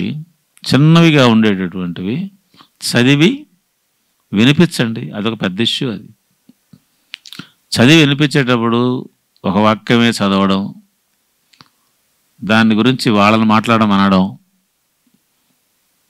చదివి వినిపించేటప్పుడు కూడా మీరు 5 నిమిషాలు చదివితే వాళ్ళు అరగంట దాని గురించి మాట్లాడేటట్టుగా మీరు చేయొచ్చు. అలాంటి పుస్తకాలని కొన్నిటిని మీరు సేకరించుకోవచ్చు. నాకు చాలా పాతకాలంలో గుర్తు ఏంటనంటే, ఒక ఆయన పేద పిల్లల కొరకు చదువు చెప్పడానికి కొన్ని పుస్తకాలు రాశాడు. ఒక బ్రిటన్ ఎడ్యుకేషనిస్టు, ఒక అనంతపురం ఒక ఆయన శివరామ్ అని ఆయన రాశాడు. అది అసలు ఇప్పుడు లేదు. ఆ పాట ఎక్కడ నేను కూడా సంపాదించాలి. ఆ పాట ఏంటనంటే పిల్లలకి పాడుకోవడానికి, అంతా కలిసి చుట్టూ తిరిగి పాడుకోవడానికి. ఆ పాట ఏంటంటే, ఎంతో మంది పనివాళ్ళు, ఎంతో మంచి పనివాళ్ళు, పనివాళ్ళంతా మనవాళ్ళు. ఆ పాటకు అది అంటూ కిందకు వచ్చేటప్పటికి, బట్టలు ఉతికే బాలమ్మ, గుడ్డలు నేసే గురవయ్య, పాఠం చెప్పే పాపయ్య, పనివాళ్ళంతా ఎంతో మంది పనివాళ్ళు. ఎవరెవరిని పెట్టాడు? బట్టలు ఉతికే బాలమ్మని, పాఠం చెప్పే పంతుల్ని, ఇద్దరిని పనివాళ్ళ కింద లెక్కేశాడు. వాడు సామాన్యుడు కాదు, అది రాసిన వాడు పైకి కట్ట అందగానే. మళ్ళీ ముచ్చటైన పాట. మరి పిల్లలు అలాంటి పాటలు, మీ ఇష్టం వచ్చిన పాటలు, వాడు నోరు తిరగకుండా ఉండే పాటలు, పెద్ద సిద్ధాంతం చెప్పే పాటలు కాదు. వాడు ఎగురుకుంటా పోవాలా. బట్టలు ఉతికే బాలమ్మ అనాల, బట్టలు ఉతికే బాబయ్య అని కూడా అనాల. వాడు ఇష్టం వచ్చినట్టు వాడు మార్చుకునే దానికి. ఇది కాకుండా ఇంకేదన్నా కూడా వాడు యాడ్ చేసి, పెయింటింగ్ వేసే పెంటయ్య అని వాడు అనాల. సరేనా? ఇటువంటి కొన్ని గేయాలని పిల్లలకు సంబంధించినటువంటి దగ్గర దేశభక్తి వీటిని మన అసలు ట్యూషన్ సెంటర్లకి కొన్ని కథల్ని మీరు కథలంటే మాకు ఇష్టం అని ఒక పుస్తకం ఉంది, అది మీరు సంపాదించుకోండి. ఉండాలి మన దగ్గర, జనవిజ్ఞాన దగ్గర ఉంది, వద్దారు. ఇందులో మేమేం చేసామనంటే పిల్లల కోసంగా ఒక 100 కథల్ని తయారు చేసి పెట్టాం. ఆ కథ చదవడం, దాన్ని చెప్పటం. అప్పటికప్పుడు మీరు కథలు చెప్పలేరు కదా. అట్లాగే నెల్లూరు పిల్లోళ్ళ కథలని ఒక పుస్తకం ఉంది, పిల్లలే రాసిన పుస్తకం అది. అందులో ఉన్న కథలు చూస్తే నేను అసలు ఎంత ఆనందపడ్డానో ఆ కథలు చూసినప్పుడు. అంత అద్భుతంగా వాళ్ళు రాశారు. అది మరి ఎట్ట ఆలోచనలు వచ్చాయో. చాలా చుట్టుపక్కల ఉన్న జీవితంలో రాజుగారి భార్య ఉంటుంది, ఆమె కళ్ళాపు జేపు చల్లడానికి పోతుంది, జారి పడిపోతుంది. రాజుగారి కూతురు ఉంటుంది, ఆమెకు పెళ్ళే కాలేదు, ఒక నక్క దగ్గరికి పోతాడు, ఆ నక్క నేను చేసుకుంటానని చెప్తుంది. ఆ నక్క అల్లుడి కింద ఎందుకు చేశారో పిల్లలు ఆలోచించారు. కానీ అద్భుతంగా పిల్లల హృదయం ఎలా ఉంటుందని, అసలుకి వాళ్ళు చెప్పిన కథలను బట్టి అసలు పిల్లలు ఎలా ఆలోచిస్తారు, మనం ఆలోచించేదానికి పిల్లలు ఆలోచించేదానికి ఎంత తేడా ఉంది అని. అంతేకాదు చాలా బాధాకరమైన విషయాలను కూడా వాళ్ళు చెప్తారు. ఒక కథలో ఏముందనంటే, ఏదో మొత్తానికి శివుడు పార్వతి ప్రత్యక్షం అవుతారు. ప్రత్యక్షం అయితే ఏం అడగాల శివుడిని? నాకైతే కళ్ళనీళ్ళు తిరిగాయి అసలు ఆ విషయం చూసినప్పుడు. ఆ పాప చెప్పినప్పుడు, అదే 7వ తరగతి 8వ తరగతి, ఏమైనా మాకు అన్నం కావాలని అడుగుతాం. ఎవరిని? శివుడిని కూడా ఏం అడుగుతుంది? అన్నం కావాలంటే. పరిస్థితి ఏంది ఇంట్లో? పరిస్థితి ఏంది చెప్పండి. పోనీ అన్నం పెట్టిన తర్వాత శివుడిని ఇంకో కోరిక కూడా కోరుకోమా, ఇంత చిన్న కోరిక కోరేవే అని శివుడు 2వ కోరిక కూడా అడిగాడు అనుకోండి, ఆ పిల్ల ఏం చెప్పింది తెలుసా? కూరలు కావాలని అడిగి. అలా ఎంత పెద్ద విషయం. మనం ఊరికే ఆ పిల్ల అట్ట చెప్పిందని అనుకోవడం కాదు, కానీ అనలేదు. అట్ట అడుగుతారని మనం అనుకుంటాం, కానీ ఆ పిల్ల ఎక్కడుంది? అక్కడే ఉంది. అసలు తమాషైన విషయమా? అది ఎంత హృదయ విదారకమైన విషయం ఒక రకంగా చూస్తే. ఒకసారి పిల్లలకి పరిగెత్తే పోటీ ఒకటి పెట్టారు నెల్లూరులో, చిల్డ్రన్స్ పార్క్ దగ్గర. ఆ పార్క్లో చిన్నపిల్లలు అదేం పెద్ద పోటీ కాదు, సామాన్యమైన పోటీ పిల్లలు. 5వ తరగతి 6వ తరగతి పిల్లలు 5. ఒకడు ఫస్ట్ వచ్చాడు, ఒకడు సెకండ్ వచ్చాడు. ఈ సెకండ్ వచ్చినాడు ఏమన్నాడు తెలుసా? నా కళ్ళు తిరిగిపోయినాయి. మా అమ్మ బాగా అన్నం పెట్టుంటే నేను కూడా ఫస్ట్ అయ్యాడు అన్నాడు. ఎవరితో? వీడితో. అసలు పిల్లల నుంచి ఎంత నేర్చుకోవచ్చు మనం? ఊరకే మన వాళ్ళకి నేర్పుతున్నాం అని అంటున్నాం, కానీ అసలు ఇలాంటి సందర్భాలు వచ్చినప్పుడు అసలుకి పిల్లల నుంచి మనం ఎంత నేర్చుకోవచ్చు? అసలు మనం ఎంత మారచ్చు చెప్పండి, నేను అడుగుతున్నా. తమాషైన విషయం కాదు. Children are very strong. Small is beautiful, but it is strong also. అవునా కాదా? మీరు గవర్నమెంట్ స్కూళ్ళల్లో పనిచేసే టీచర్లను అడిగితే చెప్తారు. చాలా గ్రామాల్లో పనిచేసేటటువంటి, మారుమూల గ్రామాల్లో చేసేటటువంటి వాళ్ళు 4వ తరగతి బిడ్డ అమ్మా నాయన కూలికి ఆల్రెడీ పొయ్యి ఉంటే కట్టెల పొయ్యి మీద అన్నం చేసి దించిపెట్టి, ఇంకా మాట్లాడినట్టు గంజి వంచి దించిపెట్టి బడికి వస్తుంది. మన పిల్లలు ఎవరన్నా రాగలరట? నోట్లో అన్నం పెడితే తినడమే కష్టంగా ఉంది మన పిల్లలకి. అవునా కాదా? కాబట్టి నేను ఏం చెప్పేది ఏంటంటే, పిల్లలని అసలు అట్లా చూడాల, పిల్లలని నమ్మాల. ఇంకా మాట్లాడాలంటే పెద్ద మాటను మీరు అనుకోండి, పిల్లల్ని గౌరవించాలి. You should honour them. మనం పెద్దవాళ్ళము, చాలా అన్నీ తెలిసిన వాళ్ళము, మనమే చెప్పేవాళ్ళం అని అనుకోబాకండి. నాకు ఇటువంటి ఒక 1000 ఉదాహరణలు ఉన్నాయి. అసలు అందుకనే నేను పిల్లల పట్ల ఎక్కువ ఆసక్తి చూపేవాడినిగా మారడానికి, నా వల్ల పిల్లలు ఇన్స్పైర్ అయ్యారు కాదు, పిల్లల వల్ల నేను ఇన్స్పైర్ కావడం వల్లనే జరిగింది నాకు. మీరు కూడా పిల్లలతో వ్యవహరించేటప్పుడు మీకు మీరు రీఛార్జ్ కావడానికి, అది ఆ పిల్లలతో మాట్లాడడము, పిల్లలు చెప్పిన దాన్ని వినడము, పిల్లలతో సంప్రదింపులు జరిపేటప్పుడు కొత్త కొత్త విషయాలు బయటికి రావడం, వాటిని మీరు కొంచెం హృదయం విప్పి ఒప్పుకోవాలి. అవి వీడేంది పిల్లోడు ఏదో చెప్తున్నాడు, ఏదైనా నువ్వు దేవుడు కనపడితే అన్నం అడిగినావు, పనికి మళ్ళోడరా ఎదవా, ఇది అడగాల్సింది 1 కిలో బంగారం కదా అని అన్నావు అనుకో, వాడు ఫినిష్, నువ్వు ఫినిష్. నీకు అది ఏం అర్థం కాలేదు, వాడి హృదయం అని అర్థం. వాడికి కూడా బంగారం ఏం చేసుకుంటాం, అమ్మ కడుపు కాలుతుంటే ఏమయ్యారమ్మా నువ్వు అని వాడు అనుకుంటాడు. అయిపోయింది, మీ ఇద్దరు కథ కాస్త అక్కడికి ముగిసిపోయింది. ఎప్పుడు వీలవుతుంది? బిడ్డను బిడ్డ వైపు నుంచి చూడడం అనేటటువంటిది, అది మీ పిల్లల పెంపకంలో కూడా రోజు. ఇది నేనేమి ఒక ట్యూషన్ సెంటర్ నడపడానికి సంబంధించే కాదు నేను చెప్పేది, అట్ ఎనీ టైం. అసలు ఈ కాలం పిల్లలు కానైతే మీకు చెప్పనక్కర్లేదు, మీరేం చెప్పలే, వాళ్ళే చెప్తారు, మీకు చెప్తా ఉంటారు. అవునా? చెబుతూ ఉంటే మీరు వినడానికి సిద్ధంగా ఉంటే చెప్తారు.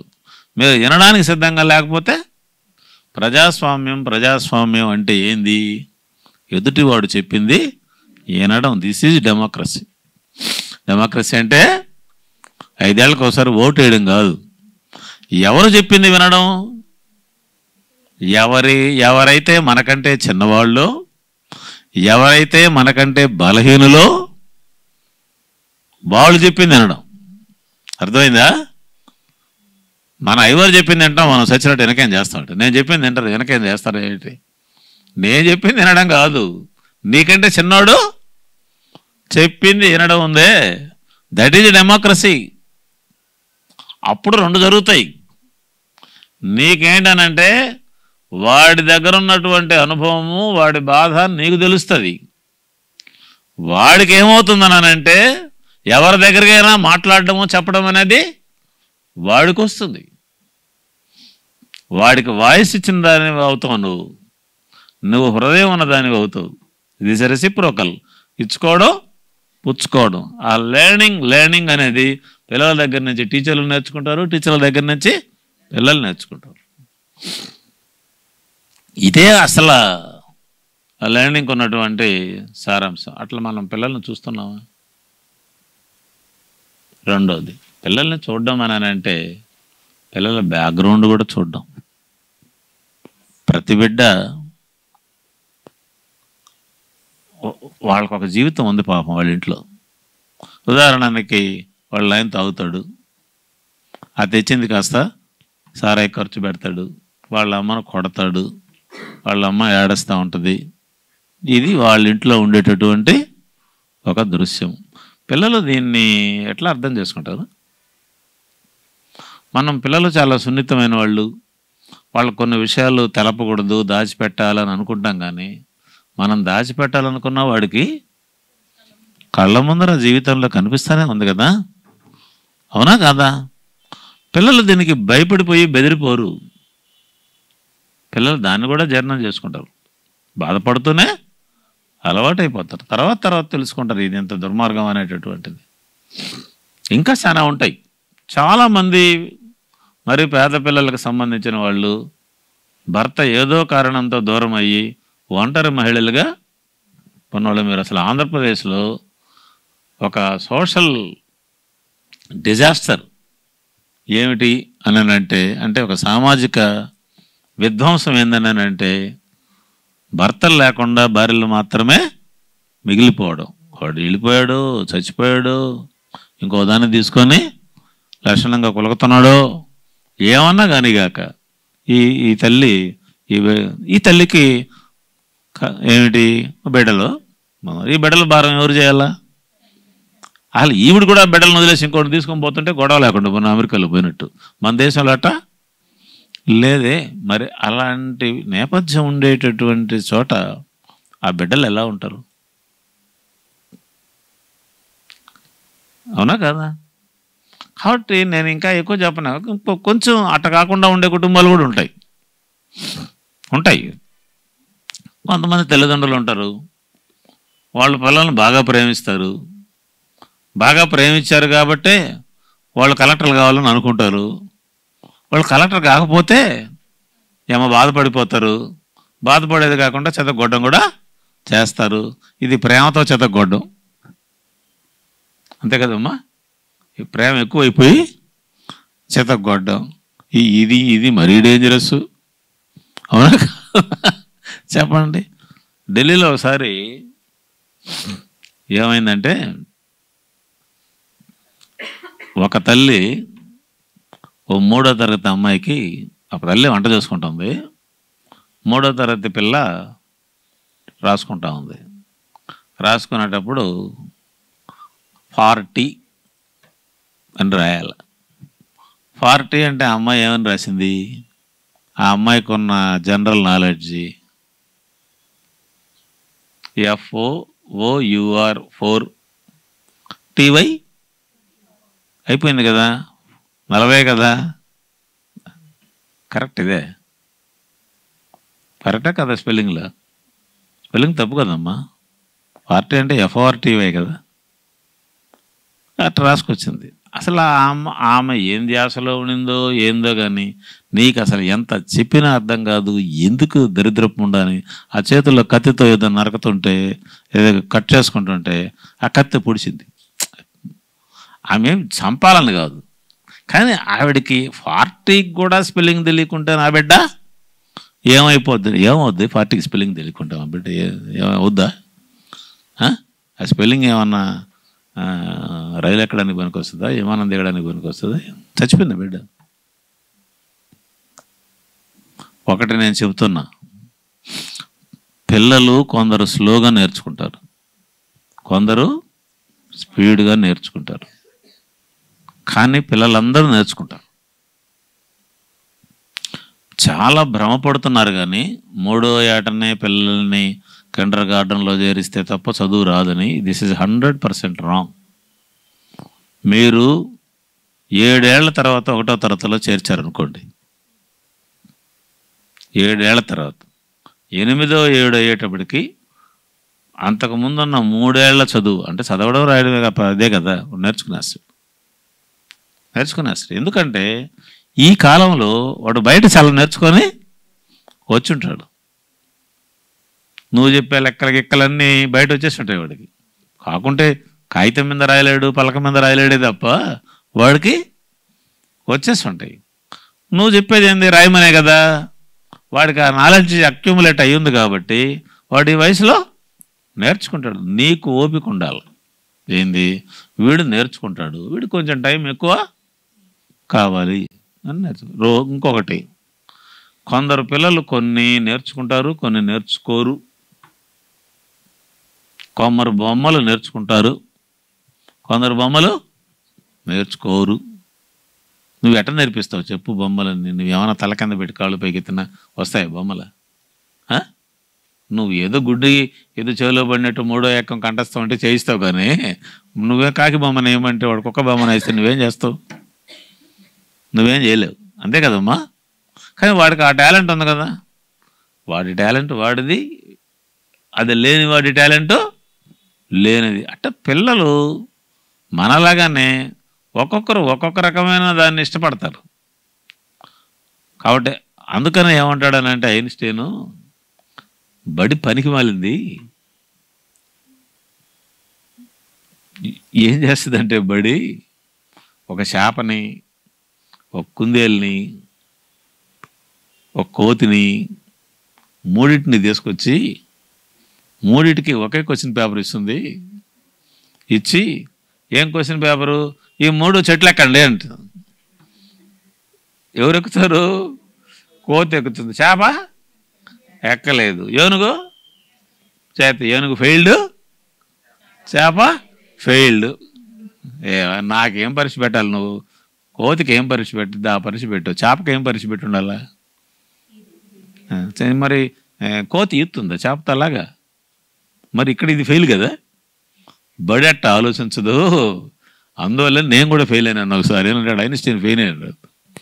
ఎందుకంటే నాకు ఆ లాటిన్ రాదు, నాకు లెక్కలు వచ్చు, లాటిన్ వస్తే తప్ప నువ్వు అసలు వేస్ట్ ఫెలో అని చెప్పి నన్ను ఫెయిల్ చేశారు అని.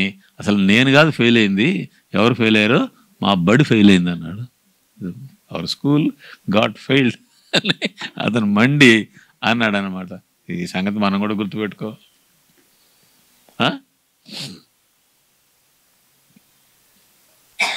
కాబట్టి మీరేంటనంటే ఇంకొకటి ఏం చెప్పండి, మీరు టెన్షన్ పడబాకండి.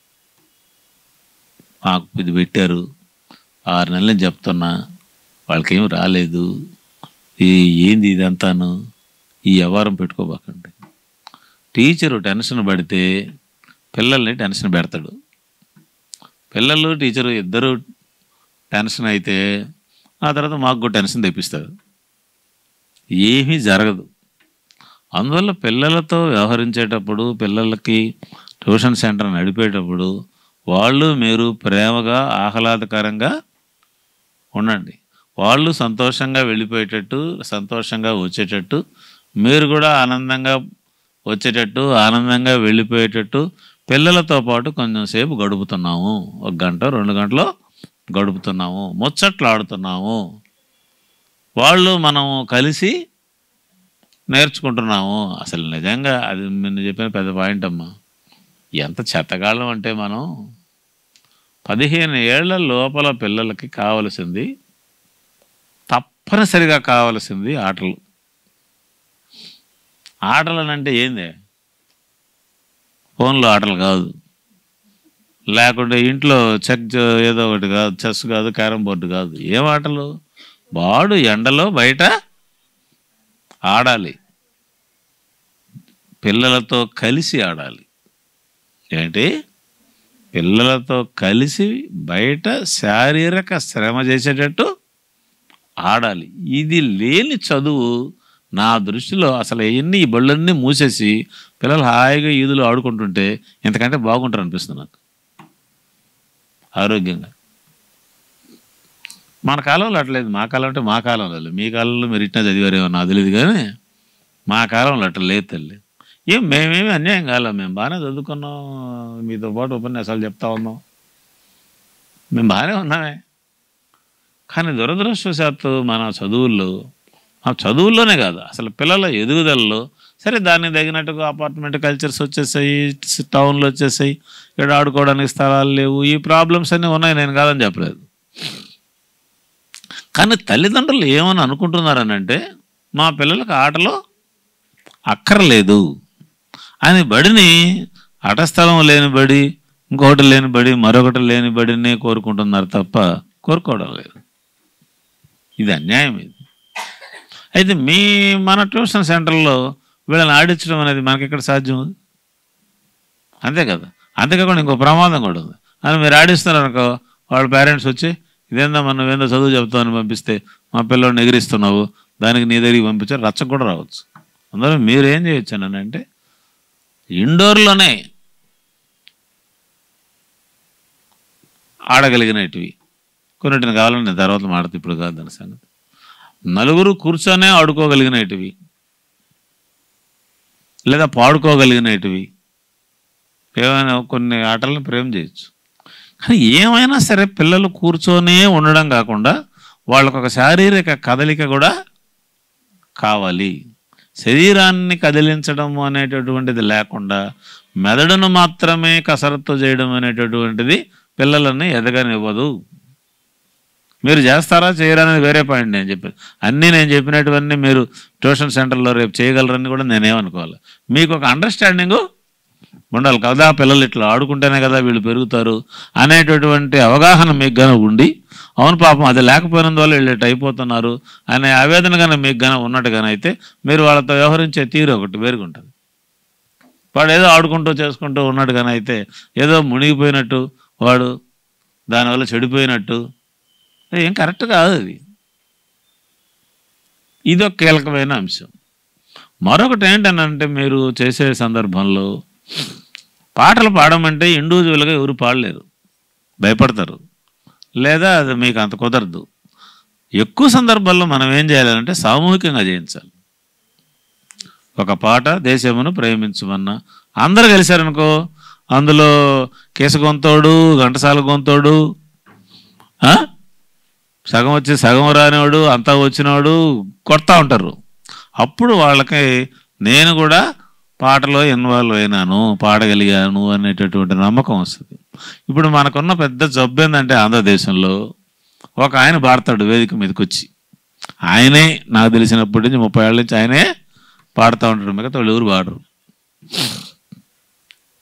ఎవరు లేరు కదా ప్రజానాట్య మండలిలో.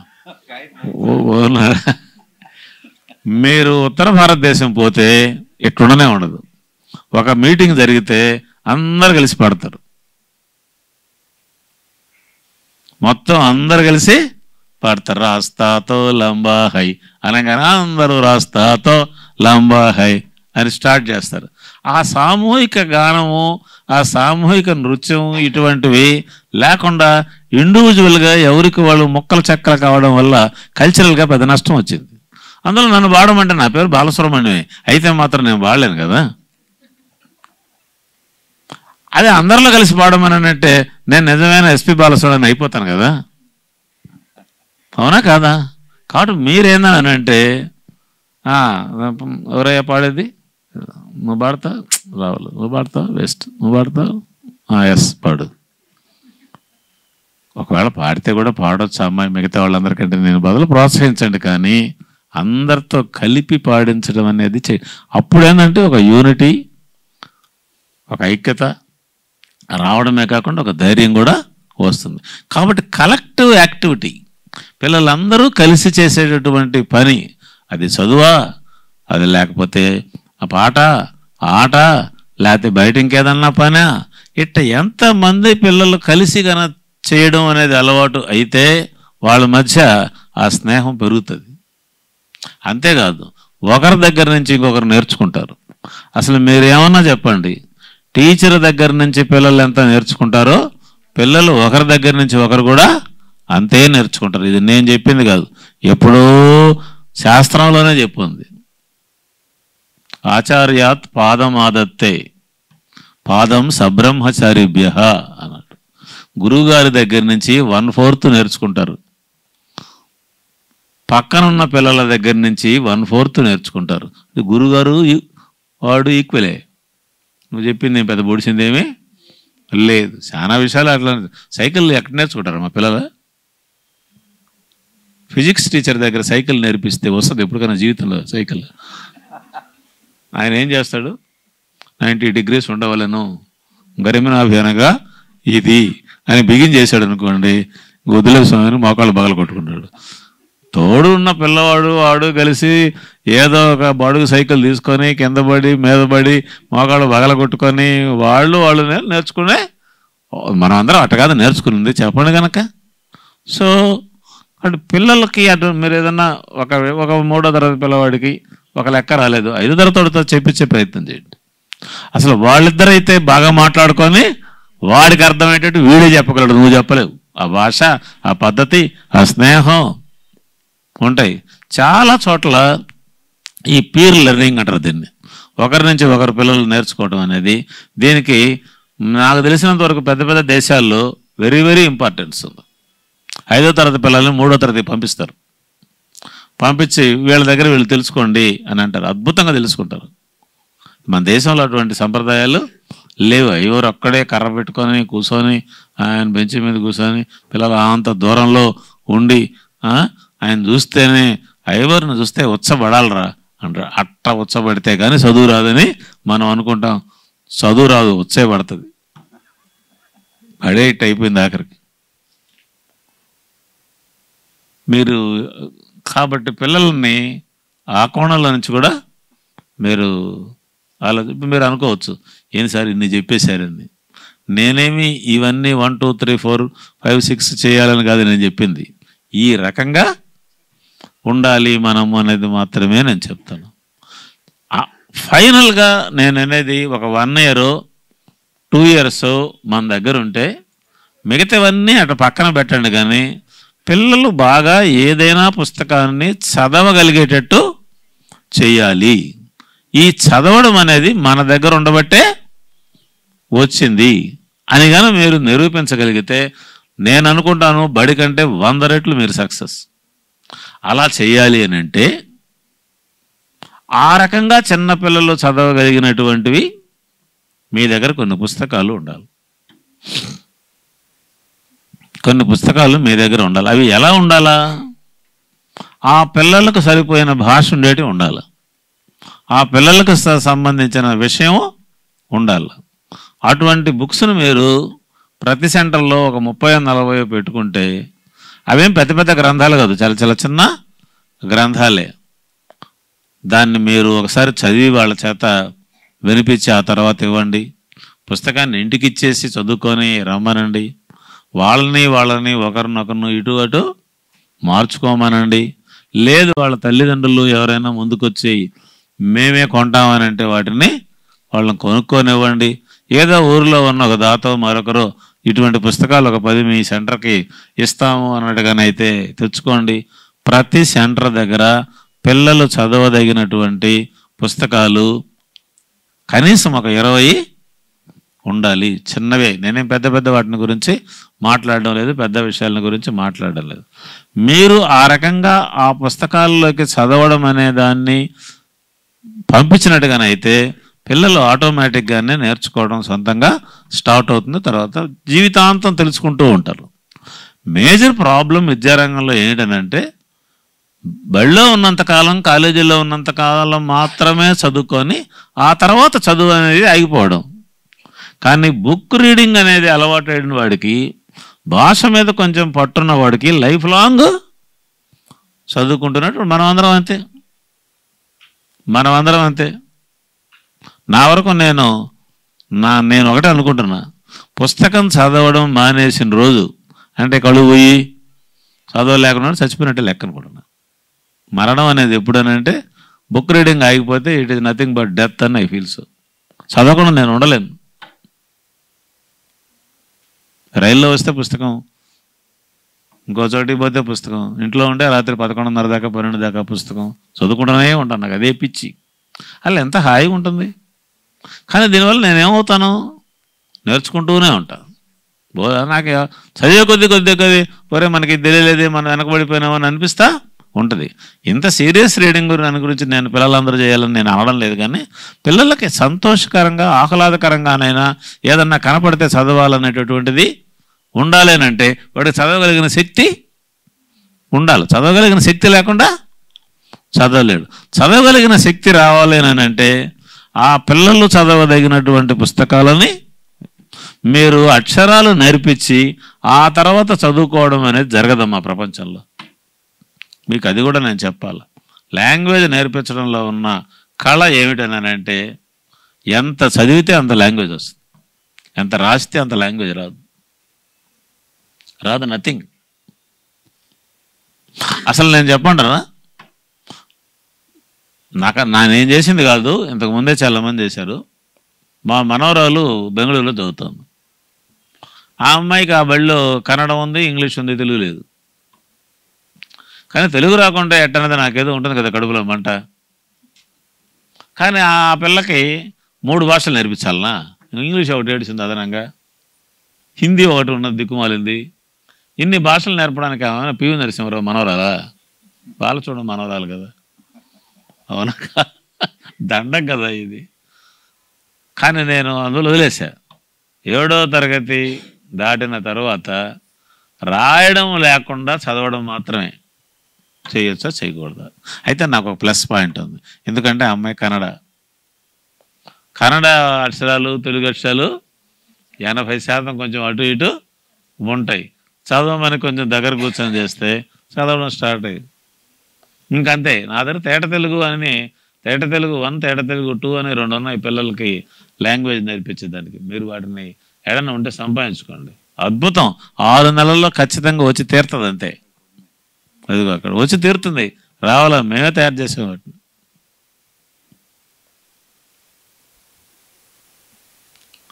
అందులో మీరు తప్పులు చదవనండి, పర్వాలేదు. గాడిదాన్ని రాయాలని అంటే ఇబ్బంది అవుద్ది. దేనికి గాకు దీర్ఘం వేయాలన్నా, దీర్ఘం ఇవ్వలేదా, డాకు గుడి దీర్ఘం అని గొడవ అవుతుంది. మీరు ఏమైనా గాడిదాన్ని రాయమంటే వాడు గోడదాన్ని రాస్తే కింద అండర్లైన్ చేసి ఇది సరిగా లేదు అని అంటాడు. కానీ చదివేటప్పుడు వాడు గాడిదని చదివేస్తాడు. ఎందుకంటే మూడింటిని మొత్తంగా కలుపుకొని దానికి చేస్తాడు. అంటే తప్పులతో నిమిత్తం లేకుండా బడిన నడుస్తుంది. చదివే కొంది వచ్చేస్తుంది. ఇప్పుడు నేను రోజు హిందూ పత్రిక చదువుతాను, ఎడిటోరియల్ చదువుతాను. నాకు ఆ ఎడిటోరియల్ ఉన్న పదాలన్నీ నాకు ఇప్పుడు కూడా తెలియకపోతే నాకేం ప్రాబ్లం లేదు. మొత్తం విషయం ఏందో తెలిసిపోతుంది. అంతే ఉంటుంది రీడింగ్ అనేది. రీడింగ్లో ప్రతి అక్షరము తెలియాల్సిన అవసరం లేదు. కొన్ని అక్షరాలు తెలియకపోవచ్చు, కానీ మొత్తం మీద విషయం తెలిసిపోద్ది. సరేనా? అందువల్ల లెర్నింగ్లో మీరు కీలకమైన అంశం ఏంటంటే నథింగ్ బట్ రీడింగ్. నేను మళ్ళీ రీడింగ్ చేయగలిగినటువంటి విధంగా, అంటే వాడు అద్భుతంగా ఏదో మహాపండితుడు చదివినట్టు చదవడం అనేది కాదు. వాడికి అందుబాటులో ఉన్నదాన్ని చదవగలిగినటువంటి విధంగా మనం కానీ చేయగలిగితే, తర్వాత ఎవరో శ్రీకృష్ణ మరొకరు ఇంకెవరైనా ఎట్లా భాషను నేర్పాలనే దాని గురించి మీరు చెప్తే చెప్పొచ్చు. కానీ నేను దాంట్లోకి పోవడంలా. మన ఎయిమ్ లాస్ట్కి వచ్చేటప్పటికి 2 పాయింట్లు మన దగ్గర. ఒకటి, పిల్లవాడు స్వతంత్రంగా ఆలోచించాలా, పిల్లవాడు స్వతంత్రంగా చదవాలా. ఈ 2 పాయింట్ల దగ్గర ఆపేయండి, సరేనా? ఈ 2 చేస్తే ఇప్పుడు స్కూళ్ళల్లో ఉండే చదువు కంటే చాలా చేసినట్టు కదా లెక్క. ఇప్పుడు స్కూళ్ళల్లో పరిస్థితి ఏంది? ప్రతి సంవత్సరం పిల్లలకు చదువు ఎంత వచ్చిందని ఒక అసర్ అంటారు దాన్ని. ఈ అసర్ దిక్కుమాలిన పరీక్ష ఏంటంటే 5వ తరగతి వాడు 2వ తరగతి పుస్తకము చదవగలడా? ఏమమ్మా న్యాయమా చెప్పమ్మా టీచరు, నువ్వు 5వ తరగతోడు 5వ తరగతి చదవగలడా లేడా అని పరీక్ష పెడతారా? 5వ తరగతోడు 2వ తరగతి చదవగలడా అని పరీక్ష ఎక్కడన్నా పెడతారమ్మా? వాడు పెట్టే పరీక్ష ఇది.